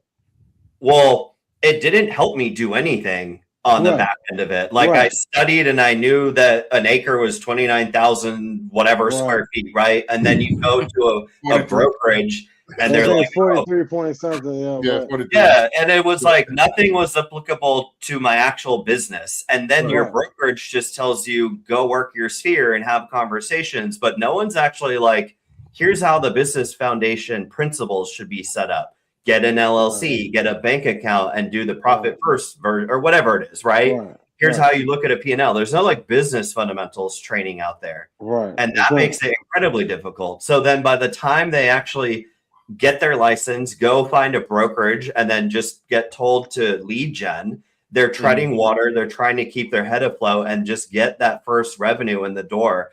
And then the good ones will be like, hey, I got to get organized with the CRM, with data and analytics, with this, with that, right? But for the most part, the majority, in my opinion, are just like, man, I just got to go get the next closing. And they never take time to work on the business. They're only going to remain in the business until they get burnt out or just kind of wither away. They have no plan. No game plan. John, I'm interested in learning, because I get goosehead guys call me, like David said earlier, at least 2-3 times a week. Is it the same thing with these agents as it is with realtors? With insurance agents? Yeah, because they almost are. They're out. They're almost a dime a dozen as well. Like I already. Yeah. Going back, like thinking when I was studying for my licensing exam, I probably use maybe 20% of all the stuff I studied. And but it is kind of a dime a dozen and the people that do succeed are the ones that actually buckle down and start. What point I'm trying to make. What's that? Actually businessing. Businessing. That's a Yeah, that's a new that's word. A new word, man. Actually start businessing. We're gonna contact Merriam-Webster dictionary and have businessing added to the dictionary. You know, so I wanted to ask the question. I mean, I don't know about you guys, but almost every time I have ever met, not all, but most top producers in any space, I am thoroughly unimpressed. I am like, you? How? You? I could totally see that. Yeah. And I'm just like, what systems. What did you do? And then you learn. Like, great example. One of the last companies I was with before I came here. Not naming names, but I asked them, like, who's your top producer? And they said, well, it's this gal over here. So I'm like, can I schedule a meeting with you? And she's like, yeah, I'd love to meet with you. Like, I'll happily talk and share what I'm doing. And I'm like, okay, so show me what you're doing. And she's like, so I jump on a Zoom with my clients and I show them this really cool, pretty flyer that I created. I'm like, okay, yep. And then they apply with me. I'm like, and no, that's it. No, what do you mean? Like, isn't this flyer pretty? Right. And I'm like, you literally are showing a flyer, and that's your pitch. And right. but then I learned later on. I learned the secret sauce. She is in like 50 different wine clubs with other grandmothers that all have their grandmother friends and their children and their grandchildren buying homes. And she's so well connected that she's just out drinking wine all day long with friends in the right places, in the right communities, in the right spaces, making the right friends that they all love and trust her. So there is no sale. She doesn't have to sell. They just all love her anyway. They give her all the business. People buy from people they know and trust. Exactly. They got to know you, like you, and trust you. So she's doing the right thing. That's how she's successful.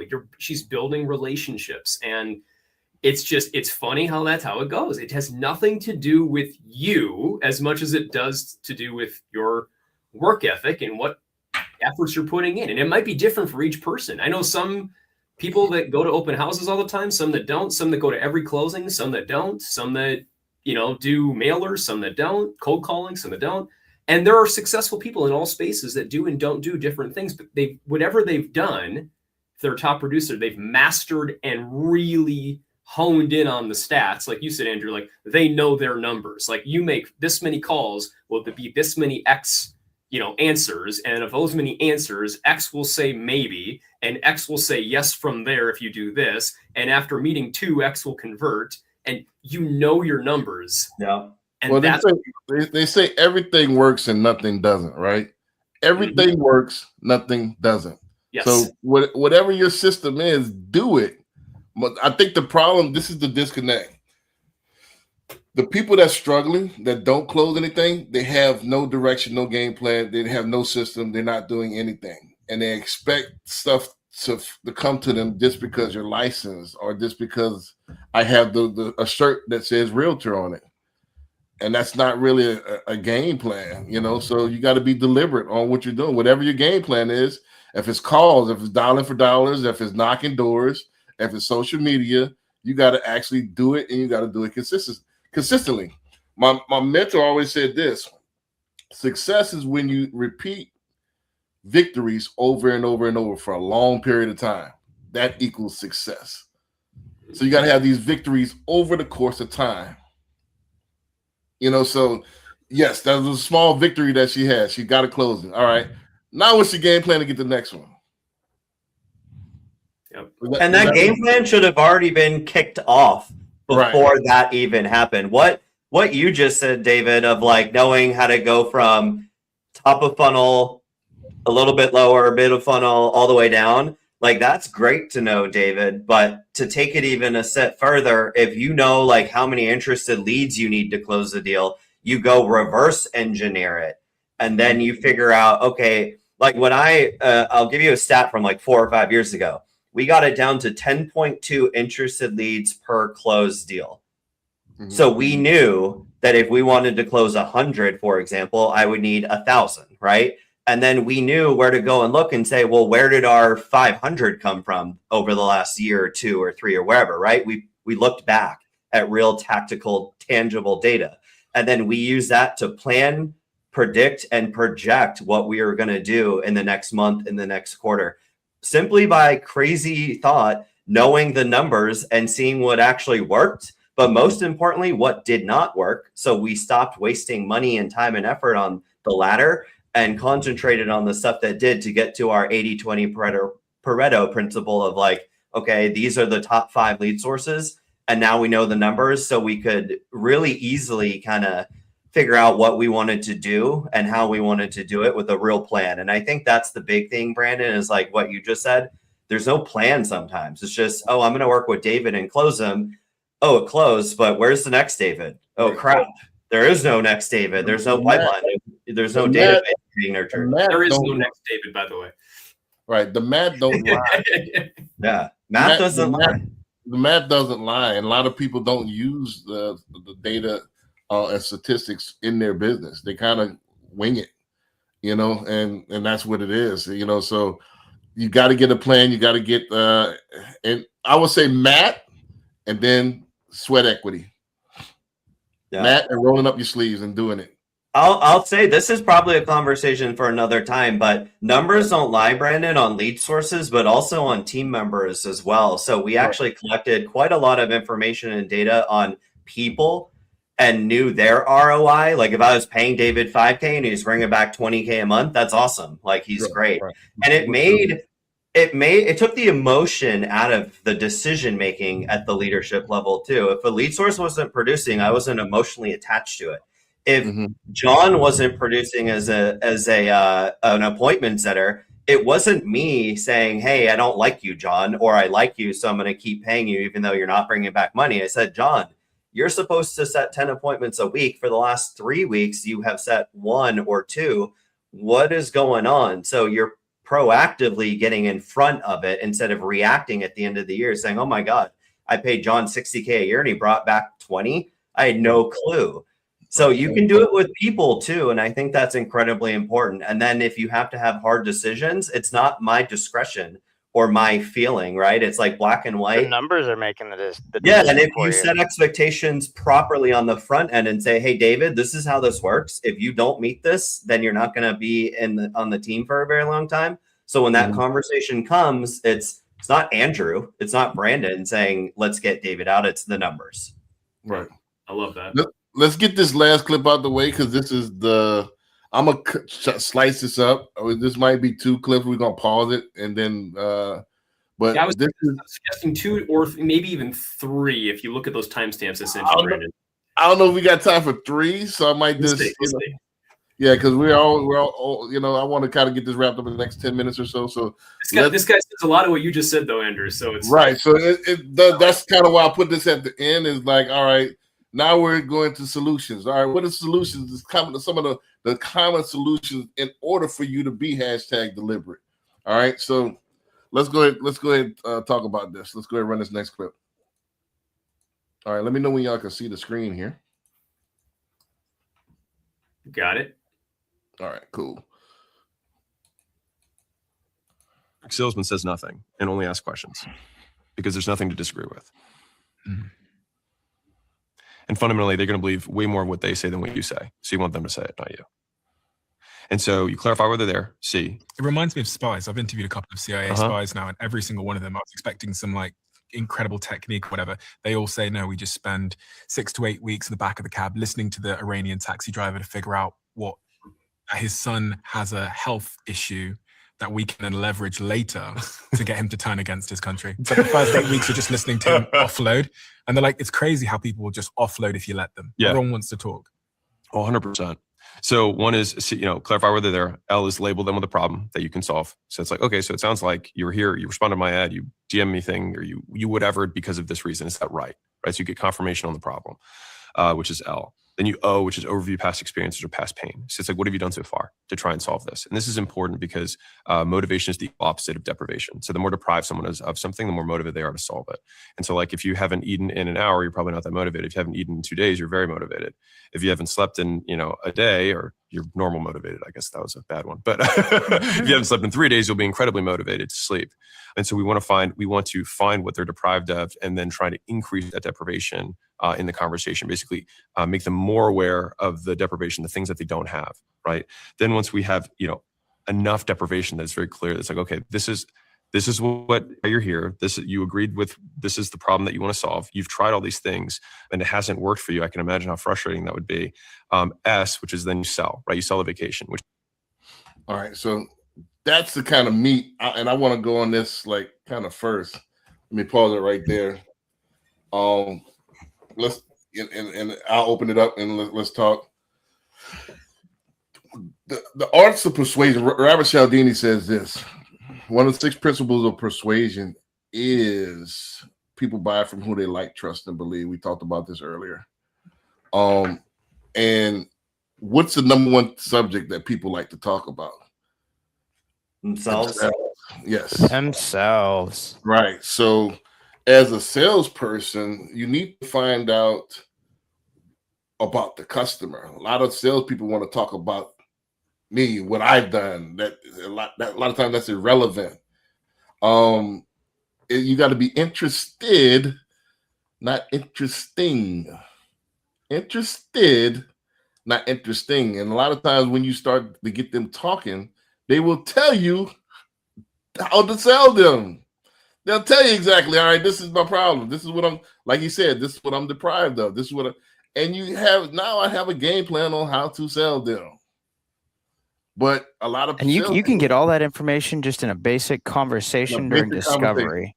In a basic discovery, and that's what I do with all my clients. I have a discovery, and I start talking about them. And they try to kick it to me, I kick it right back to them. Yeah.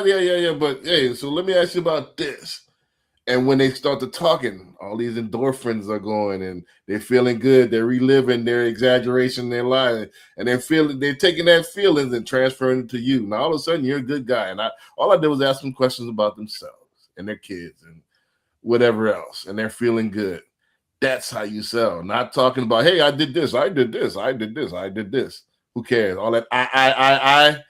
You're gonna be broke. Now you're on the floor from there. I think one little thing that I changed very early in my career because I'm all referral based and it's all organic. We don't advertise or anything. So when looking for new real estate partners, like realtors or lenders, asking open-ended questions versus close-ended questions. Like, because if you ask a close-ended question and that whoever you're talking to, you're trying to get more out of them, and they say no, then there's that blank, awkward time where you're frantically trying to think of something else to say or something else to ask. But who, what, when, where, why, how, and just build off of it. Right. Ask the questions. We had a rule, John, on our team that you are only allowed to ask open-ended questions. For that reason alone. I like that. And I want to say this as well. The next layer of that is that most people hate to contradict themselves. So when you become a master salesperson, you ask the questions to get them to admit stuff out loud. And so you said that. I didn't ever said that. You said that you wanted to buy a house this month. You said that if the price is right, that you'll go for it. You said if I can get you a certain amount of interest rate, that you'll go for it. I didn't say this. I didn't push this on you. Now I boxed them in verbally themselves, and now it's going to be harder for them to contradict themselves. You didn't put your own self in the corner. You paint your own self in the corner with your words. So again, ask questions. The master salespeople ask more questions and make less statements. Anybody, Dunbar, David, y'all want to hop in on that? I keep going. This is my expertise, but I was going to say, it's scriptural. James 1 verse 19 says, "Be quick. Everyone should be quick to listen and slow to hear."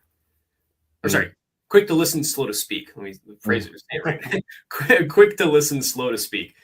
It's something that is hard. It's hard to do. You want to, like, we are a wealth of information that we have accumulated in our careers with the training and the experiences we've gone through. Like, we want to, I think, out of passion, and if you're a good person, you care about people. If you do, you want to share this stuff. You're like, I want to share everything. But there's an art to holding back on this, trying not to do that. Ask open-ended questions. One thing I think a lot of salespeople struggle with, though, is what questions do you ask? And that's where I think having questions ahead of time can be very helpful, because people, like, everyone knows, ask more questions. Like, everyone knows that. Like, if you tell anybody you should really ask more questions, say less, listen more, everyone's going to be like, yep, I agree. But how do you put that into practice? You know what I mean? John just said it. It's easy. It's what, when, who, how. It's the yep. What do you want? When do you want it? How you gonna pay for it? But then how do you make it specific to your industry? How do you make it flow just right? Which questions are more important than others? I thought it might be worth just plugging, like, I don't know if you guys have seen this, but I have this on my desk. I'm still going through it, but if I can show it a bit. NEPQ Black Book. It's pretty thick. I mean, it's a workbook that walks you through stuff. There's other books up here. I've got like question-based selling, the question behind the question. There's a lot of good books on this topic that just go through how asking and really mastering good questions, not just asking the questions in general, but it's the subtle way you ask it. Not can you introduce what's like for a referral, by the way, who do you know that you can introduce me to is different than can you introduce me to somebody? Can you introduce me to somebody? They'll say yes or no. Who do you know? Well, now you're forcing them to give you an answer of a person. Right. It's not a yes or no. There's subtle arts to little phrases and how you change the question. It's the same question basically, but you're phrasing it different. And then the sequence of when you ask them too matters. It's not even just the question; it's the sequence. The sequence. That's the when you master. You got to put hours in to master that. I think the questions themselves are easy because you're just having a conversation. One of the things I used to do with my trainees, because don't forget, before I got in the mortgage industry, I was a sales trainer, a corporate sales trainer. So this kind of my wheelhouse. I would have my trainees go to a public space and see how long they can hold a conversation with somebody without talking about themselves. Oh, I like that. So ask questions, keep asking questions. How long? And and how every week. All right, so you had 20 minutes. Let's see if you can do 25 this week. So how long can you keep a conversation going without one-upping the person? This is what we call one-upping. Oh, you went to Lake Cairo and caught a fish? Well, I caught a bigger one. Check this out. That's not what you want to do, because don't forget, we do this all the time. I do this 3-4 times a month. I need to get it to 7-8 times a month. They only do this maybe once in a lifetime as far as buying a house. So this is their time to shine. I'm trying to get in their pockets. So it's not about me. I do this all the time. It's about them. So, hey, what and I'm going to guide the conversation because I'm asking you certain questions to get you to admit stuff. But they had this guy, man, that's totally opposite of me. I'm listening to this guy. Every customer, he would tell them how what tattoos he has. And, and I'm an enthusiast on this, and I'm this and I'm that. Like, bro, nobody wants to hear about you. It's about them. It's all about them. It's their time to shine. Yeah. Dunbar, you want ask them about their tattoos. Could I? I thought it was kind of weird too. Hey, man, because I got a tattoo on my chest. Yeah. Okay. I was gonna say for those of us that might know this concept too, it might be a little easier to come more naturally if you've done it a long time. But when a new person's coming in, I think this is where a lot of people struggle is, well, give me the script. What do I say? What's the script? What do I say? I know with my trainees, when I was bringing in people to try to replicate me, I didn't give them a script and I didn't give them an application to fill out. I said, here's a list of about 50 questions, and here's the order roughly I'd put them in. I want you to kind of go through this list, learn these questions, and just ask all 50 questions here and fill in whatever they say. And then there's your application. And then get good at this and eventually make this your own and change it around so it's your own questions. It's your own way. It's your own sequence. So you get better at just conversing. Like you said, Brandon, go start a conversation. and collect information about the other person, listen, and then from there do it. Which is why, by the way, like you as an example, you throw up your application every time we start. I don't like when people apply with me. If I get an application, I actually know something went wrong, because I don't want anybody to apply with me. That is never step one. Step one is a discovery call. Step two is the application if it makes sense to go to that point. I don't want them to apply with me, guess what they're supposed to put in and do to buy a house, and then we're going to go after the fact, try to work backwards of, so why did you put this in here? And what's this? And what's that? And why is this person in here? And why is this thing there? And why'd you put 12 bank statements in here? And why, you know, do you have one source of income or 10? And why is this wrong? And did you guess? And I don't want to deal with that. I want to know, tell me about your family, your goals, your kids, your focus here financially. Like, tell me about you. And then I'll tell you exactly how we should go about the application piece. And we can make it nice and short and easy. Simple. We'll take all that pain point out of going through all that extra work by letting me help you with it. So there's an art to this that I think even some of our top producers out there in our respective spaces just haven't really mastered yet. But all of us can improve. It doesn't matter how good you are. We all have room for improvement on this point. We can all do better. David, I like those titles that you have. I have those too, and they're great. I would recommend, I don't know if you already do this already, but I read those types of things, and then I got recently got into neuro-linguistic programming, NLP. Have you looked at that yet? I know of it. I haven't started researching it. Yeah, so it's basically like the psychological approach between a relationship of like your thoughts, your behavior patterns towards their goal. So if you can not only take the language and the wording around like what you had just mentioned, like in, you know, any page in that black book, and then tailor it, it's like at the subconscious level, where you're not like tricking them, but you're setting it up in such a way that you accomplish your goal by helping them get to the point where they do the same with theirs as well. So Rene Rodriguez, if you follow him, who's somebody I've gone through his Amplify coaching program that he does here. He's based in Minneapolis, where I'm located in Minnesota. I think it's up there. It's one of the books up there. But Amplify Your Influence. He went to school for neuroscience, and then he got into sales. So he takes and applies neuroscience and sales, neurolinguistics into this concept of facial expressions, tonality, voice inflection, pausing, all this stuff. Like, he puts that into the subconscious that you got to watch for. Yeah. So if it's that kind of concept, if you don't follow him, that's a good one. Rene Rodriguez, anybody watching this, he's now become one of the top sales trainers in the world and has one of the #1 podcasts, top 10 in the world too now on this. So incredible teaching. But I learned more from that stupid podcast and one Amplify event with him that I went to than probably any other sales thing I've ever gone through.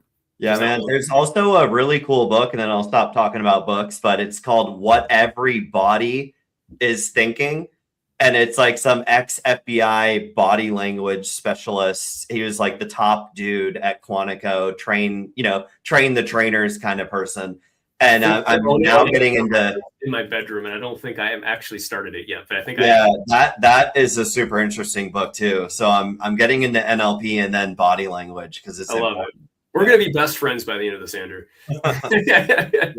Well, that was part of the clip, but we're probably going to have to get to that next week because, as far as the time is, we're right at the 2-hour mark. So I appreciate everybody coming out.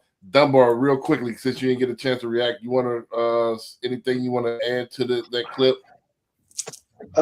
Yeah, just so I don't consider myself a salesperson, or I consider myself Can I? Yeah, I'm just messing. I only got a couple minutes. I consider myself a solutions manager. So I address the problems that they have with solutions that I know of, and if I don't know those solutions, then I refer those out to people that I know that do.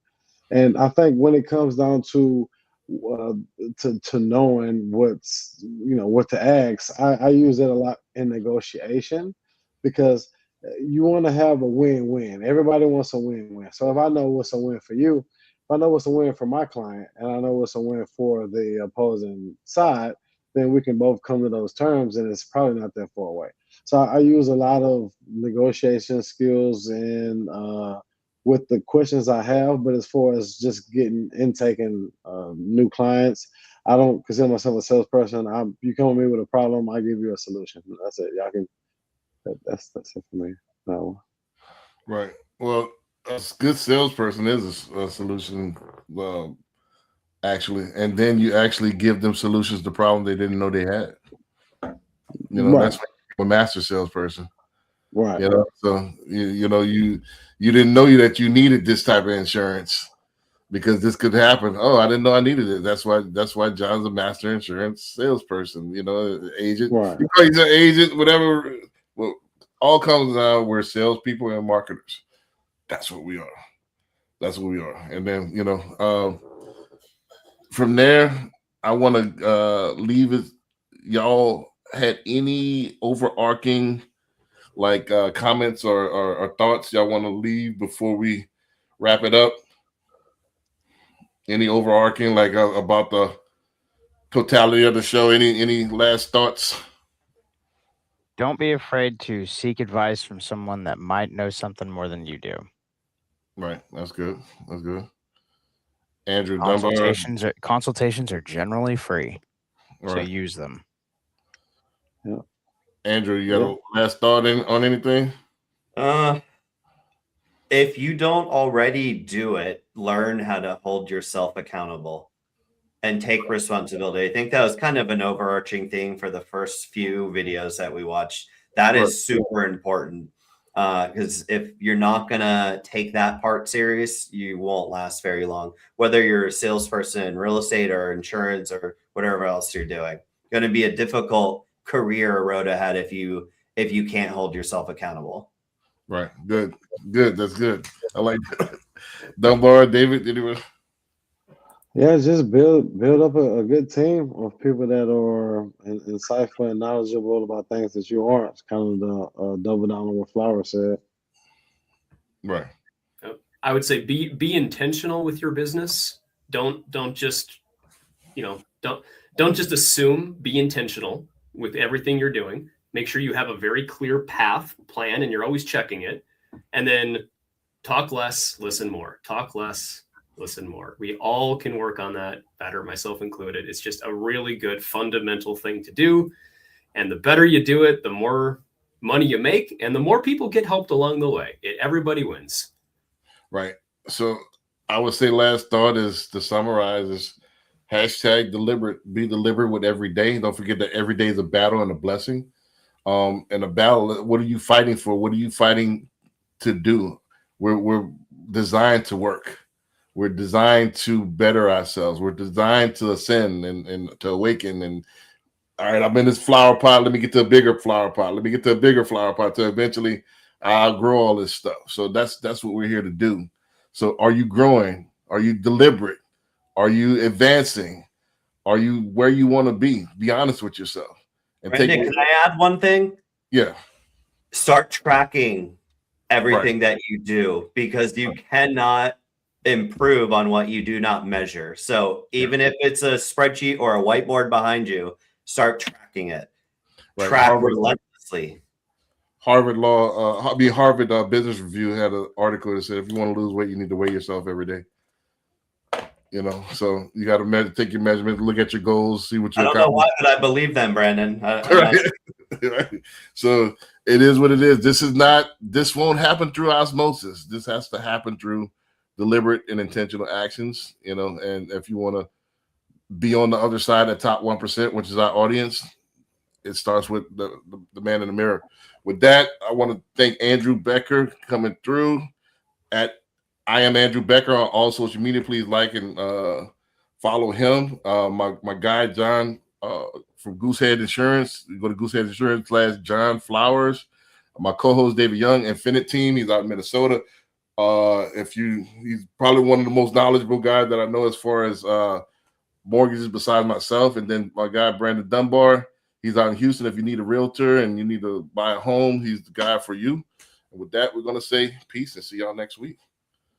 Thank you, everybody. Bye. Have a good one. Pleasure.